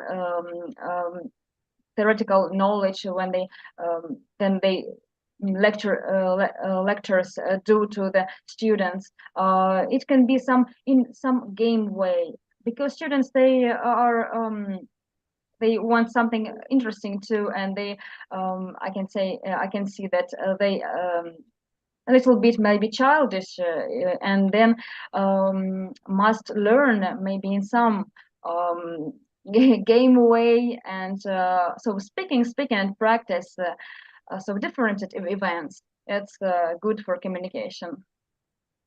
Thank you. It was great. Thank you.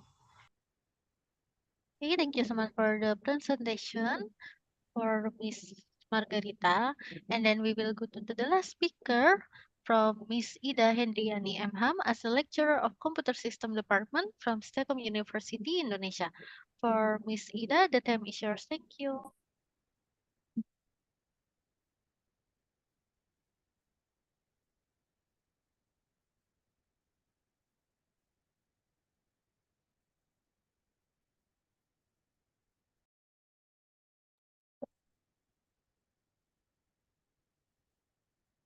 Okay. Is it you for my presentations? Yeah.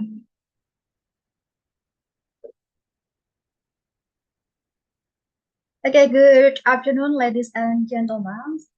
Today in this special occasion, international webinar related to overcoming language barriers in international communication, I would like to present my topic related to strategies for overcoming language barriers, international business communication. Yeah, language barriers are a common challenge in international business settings and two-way process. What the native speakers often don't realize is that frequently isn't not the other person's accent, but their own way of speaking that creates the greatest barriers to effective communication.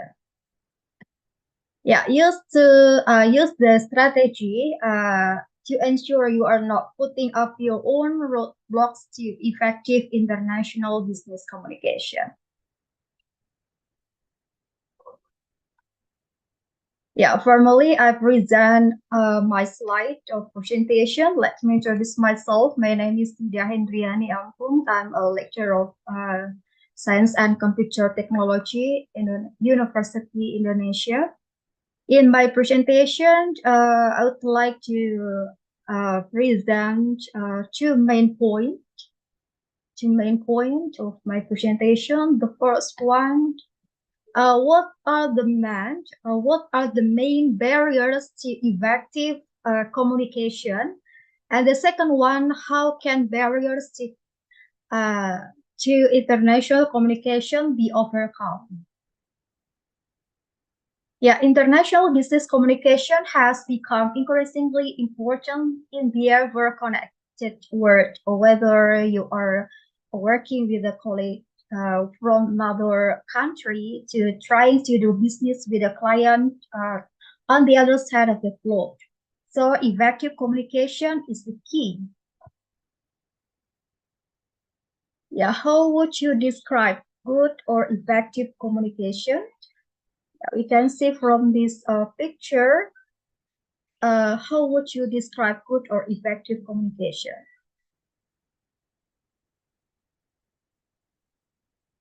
Yeah, it cannot be bad at communication if we never communicate at all. Do you agree with this?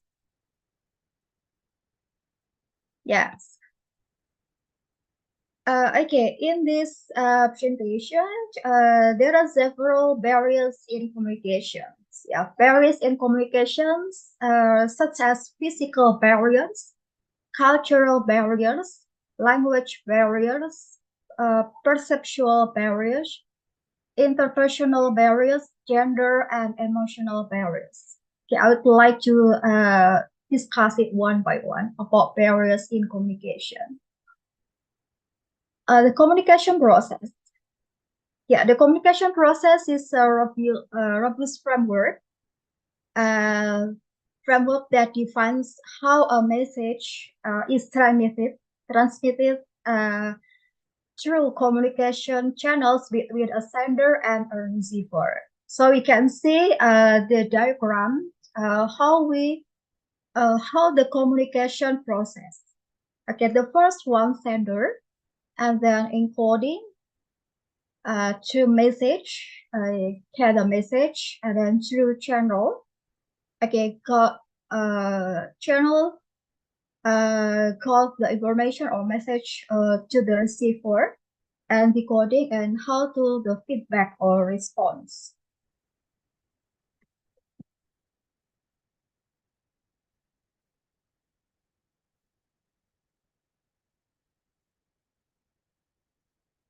Yeah, sender. Sender here is the source and the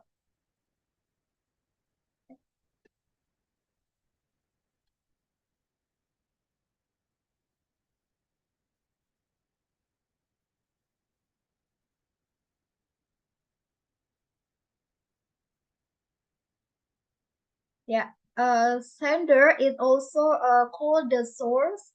Sender and source. Yeah, and source or communication is the person or organization that has the information to share with another persons or group of persons. And the source here may be an individual, say, example in business salespersons or celebrity, or who appears in a community or a company's advertisement, or non-personal entities such as the company or organization itself. Encoding. Yeah, encoding, the communication process begins when the source or sender selects words, symbols, pictures, and the like to, represent the message that will be delivered to the receivers. Yeah, this process, known as encoding, involves putting forth ideas, information into a symbolic form. The sender's goal is to encode a message in such a way that it will be easily understood by the receiver. And message. For this message, the encoding process leads to the development of message that contains the information or meanings the source hopes to convey. Yeah, the message may be verbal or non-verbal, oral or written or symbolic. Message must be put into a transmittable form that is appropriate for the channel of communication being used. And then channel. Channel is also known as the medium. It is the way by which the sender conveys the message to the receiver. At the broadcast level, channel of communication are two types: personal and non-personal. Personal channel of communication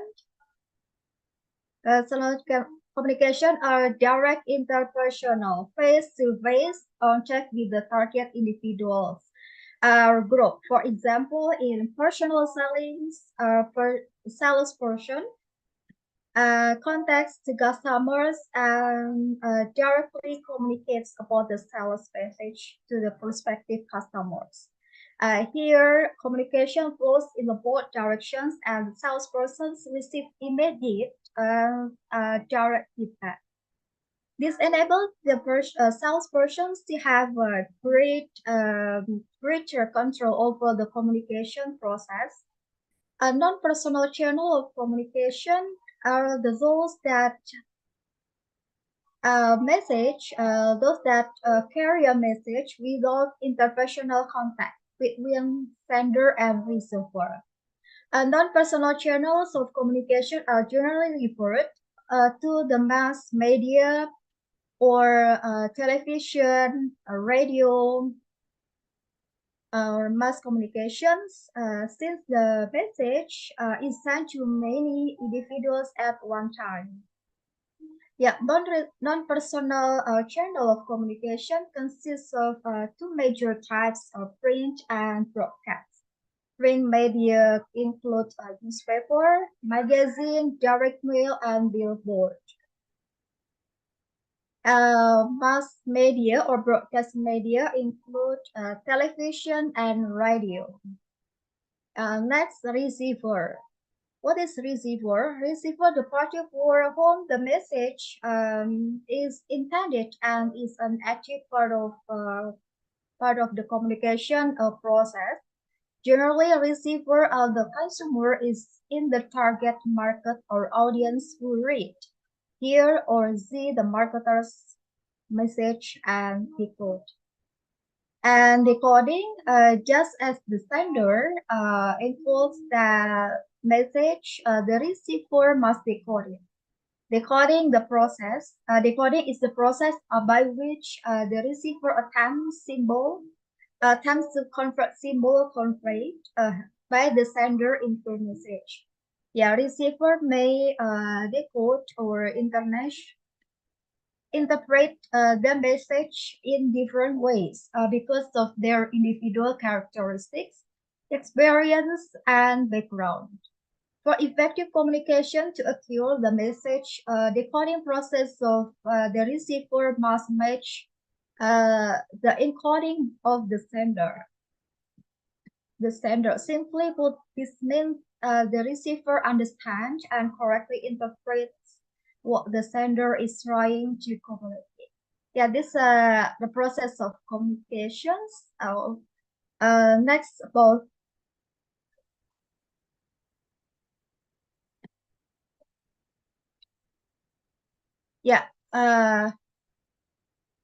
several or barriers in communication. Several barriers in communication. The first one, physical barriers, cultural barriers, language barriers, interpersonal barriers, gender, emotional, and perception barriers. Yeah. And the first, physical barriers. Physical barriers in communications. Physical barriers to communication is physical elements of factors that acts as a distraction and obstruct the flow of communication. Yeah, it can be both natural or man-made. And then physical barriers to listening. Yeah, physical barriers. Yeah. Physical barriers to listening include noise, poor architecture, and closed doors. Even a network disruption caused by thunderstorm can be regarded as a physical barriers. And then how we can overcome physical barriers communication. Okay, the first one, having face-to-face conversation or having face-to-face communication. And the second one, prefer video calls and conference. And then in the absence of personal communications, and then reduce noise. And the last one, when the time is limited, create precise message.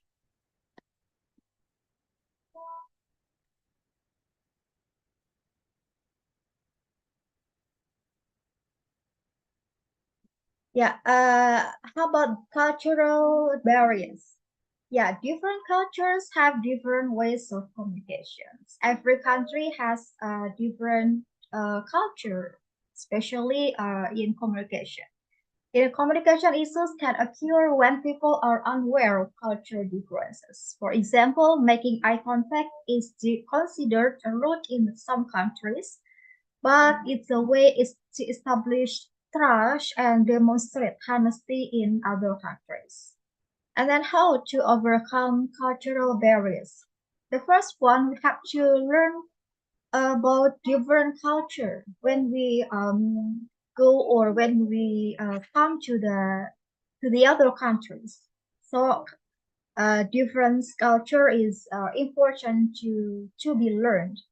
And then ensure clear and polite communications. Yeah, mostly Indonesian people have a clear and polite communication or friendly communication.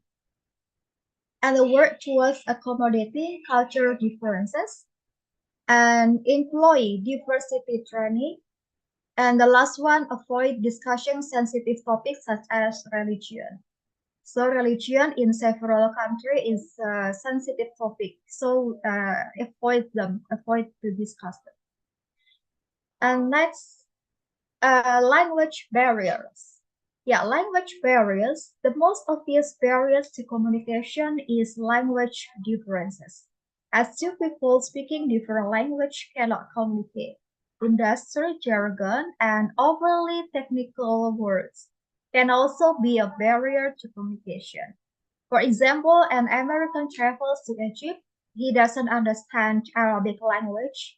The majority of Egyptians don't understand language or don't understand English language. How to overcome language barriers? Use the simple language, or we can use international language such as English. Most of people in the world can or understand English language. and hire the interpreter or translator. Yeah, mostly business people, they don't don't have or understand every language in such countries, so they can hire a translator or interpreters to help them how to communicate well with the other clients in several countries. And then use visual, use a visual such as video or visual tools, and encourage employees to have to know encourage employees companies learn culture and language. Next, perceptual barriers. Perceptual barriers. Consider going to a meeting with the assumption that it will be a complete waste of time. And are we really attentive while listening to others? So listening actually is part of communication. So we are already what is it about the perceptual barriers? How to overcome perceptual barriers? Okay, the first one, challenge your assumption or perception. Seek clarity.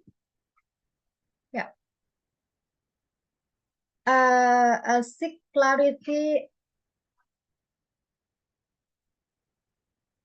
if are unclear. Okay.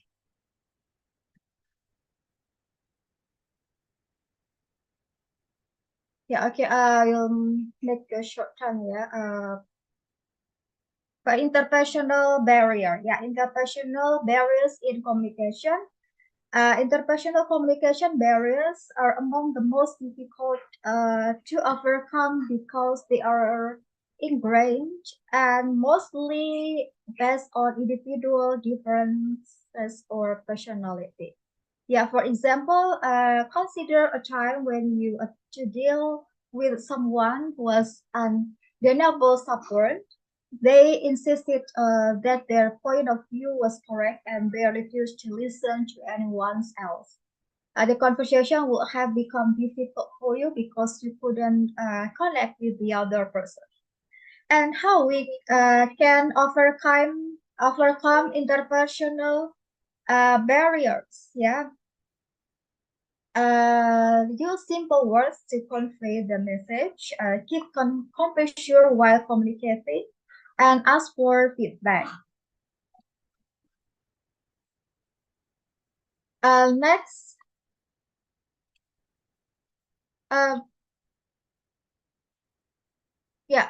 barriers to effective communication. They are physical barriers, cultural barriers, language, perceptual barriers, interpersonal barriers, gender, and emotional. That are barriers to effective communication. Okay, go on to the next.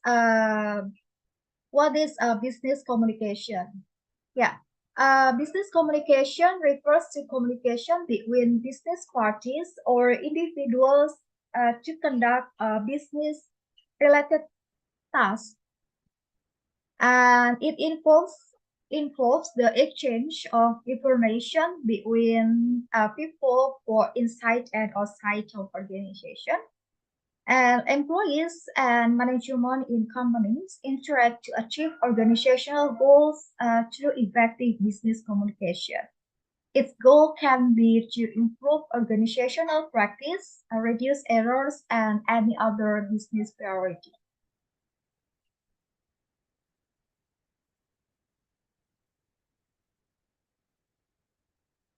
Interpersonal language communication barriers at workplace. There are three points. Interpersonal language at language communication at workplace. The first one, language differences, personality differences, and generational differences.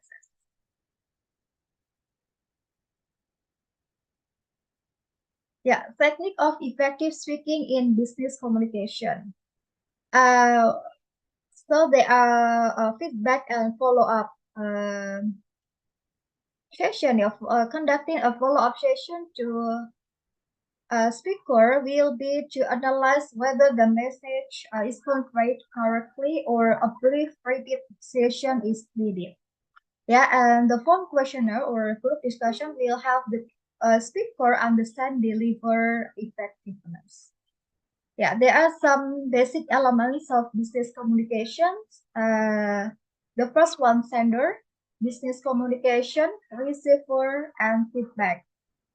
Sender here can be employees, customer, business persons, government agencies, suppliers, and business information, business memos, yeah, letters and report. Receiver got information, business information such as employees, customer, business persons, and customer government agencies, and feedback. Receiver will give a feedback to the sender. Yeah, there are main type of business communication in physical organization. Yeah, the first, internal business communication, upward communication, and downward communication. What is upward communication? Yeah, upward communication level can be worker or employees communicate to the upward management, such as lower level management, and they communicate with middle level management, and the last one they communicate to top level management. Upward communication, the bottom to top management approach is used in this type of international. Okay, the bottom to the top management approach is used in this type of internal communication. In this case, information flows from subordinates to managers or anyone higher up in the hierarchy. Example, employees in an organization's human resources department prepare an attrition report and send it to the HR manager. The attrition report contains information on an organization's monthly or annual employee turnover, and the reason for the same. This enables the HR manager to identify the root cause of attrition and implement corrective measure and reduce employee turnover on time. And what is the benefit of advantage of upward communication? Yes, improve. The first one, improve relations. The second one, providing suggestion. Next, favorable organization environment, knowing employee attitude, prompt appreciation, decision making for the management, and development of creativity for the employees, motivation for employees and management, and development of business plan. Next, upward communication, downward communication. What is downward communication? Downward communication, such example, you can see in the diagram. From the managing director, communicate to general manager and assistant general manager, division or departmental head, and the supervisor, and the last one, employees or worker. Yeah, downward communication. In downward communication, information flows from the top level management to employees in an organization. Managers use downward communication to list out and define goals, procedure, and policies, guidelines, decisions, instruction, to their subordinate. Yeah, example. The top level management may change the office working hours or office timing, which is communicated to employees via circular notice or over email. Yeah, what is the advantage of downward communication? The first one, facilitate decision making, efficient functioning, in the job description of employees, minimize organizational conflict, and then job satisfaction and higher productivity, better labor relations, enhance motivation and morale, increase, increase employee productivity. I got a statistic on the importance of business communication. 86 of employees and executives blame a workplace failure on lack of effective collaboration and communication. Teams that communicate effectively, on the other hand, can increase productivity by up to 25%.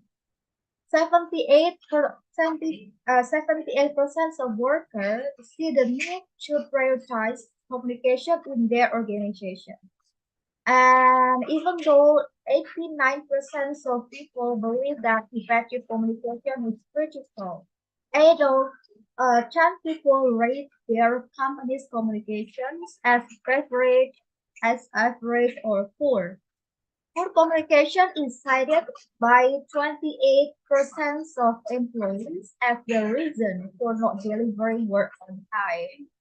And ineffective communication and collaboration are cited as the primary causes of workplace failure by 86% of executives and employees. Okay, thank you. This is my presentation about overcoming about strategies for overcoming language barriers in international business communication. Thank you very much and have a nice day. Okay, thank you so much for Miss Ida for the wonderful presentation. And I think we don't have no more question again from participant, Miss. Okay, before I close this event, please open your camera for our participant. I will take a picture on the count of 3. 1, 2, 3. Okay, another one. 1, 2, 3. Smile. Thank you. Thank you for your information. Finally, we come to the end of webinar today. We would like to say to all the speaker for the wonderful information and thank you for sharing your knowledge. We hope this information will be beneficial for all participants. At last, we hope to have more collaboration in the future. The webinar for today and here we hope to see you soon. Thank you and have a nice day.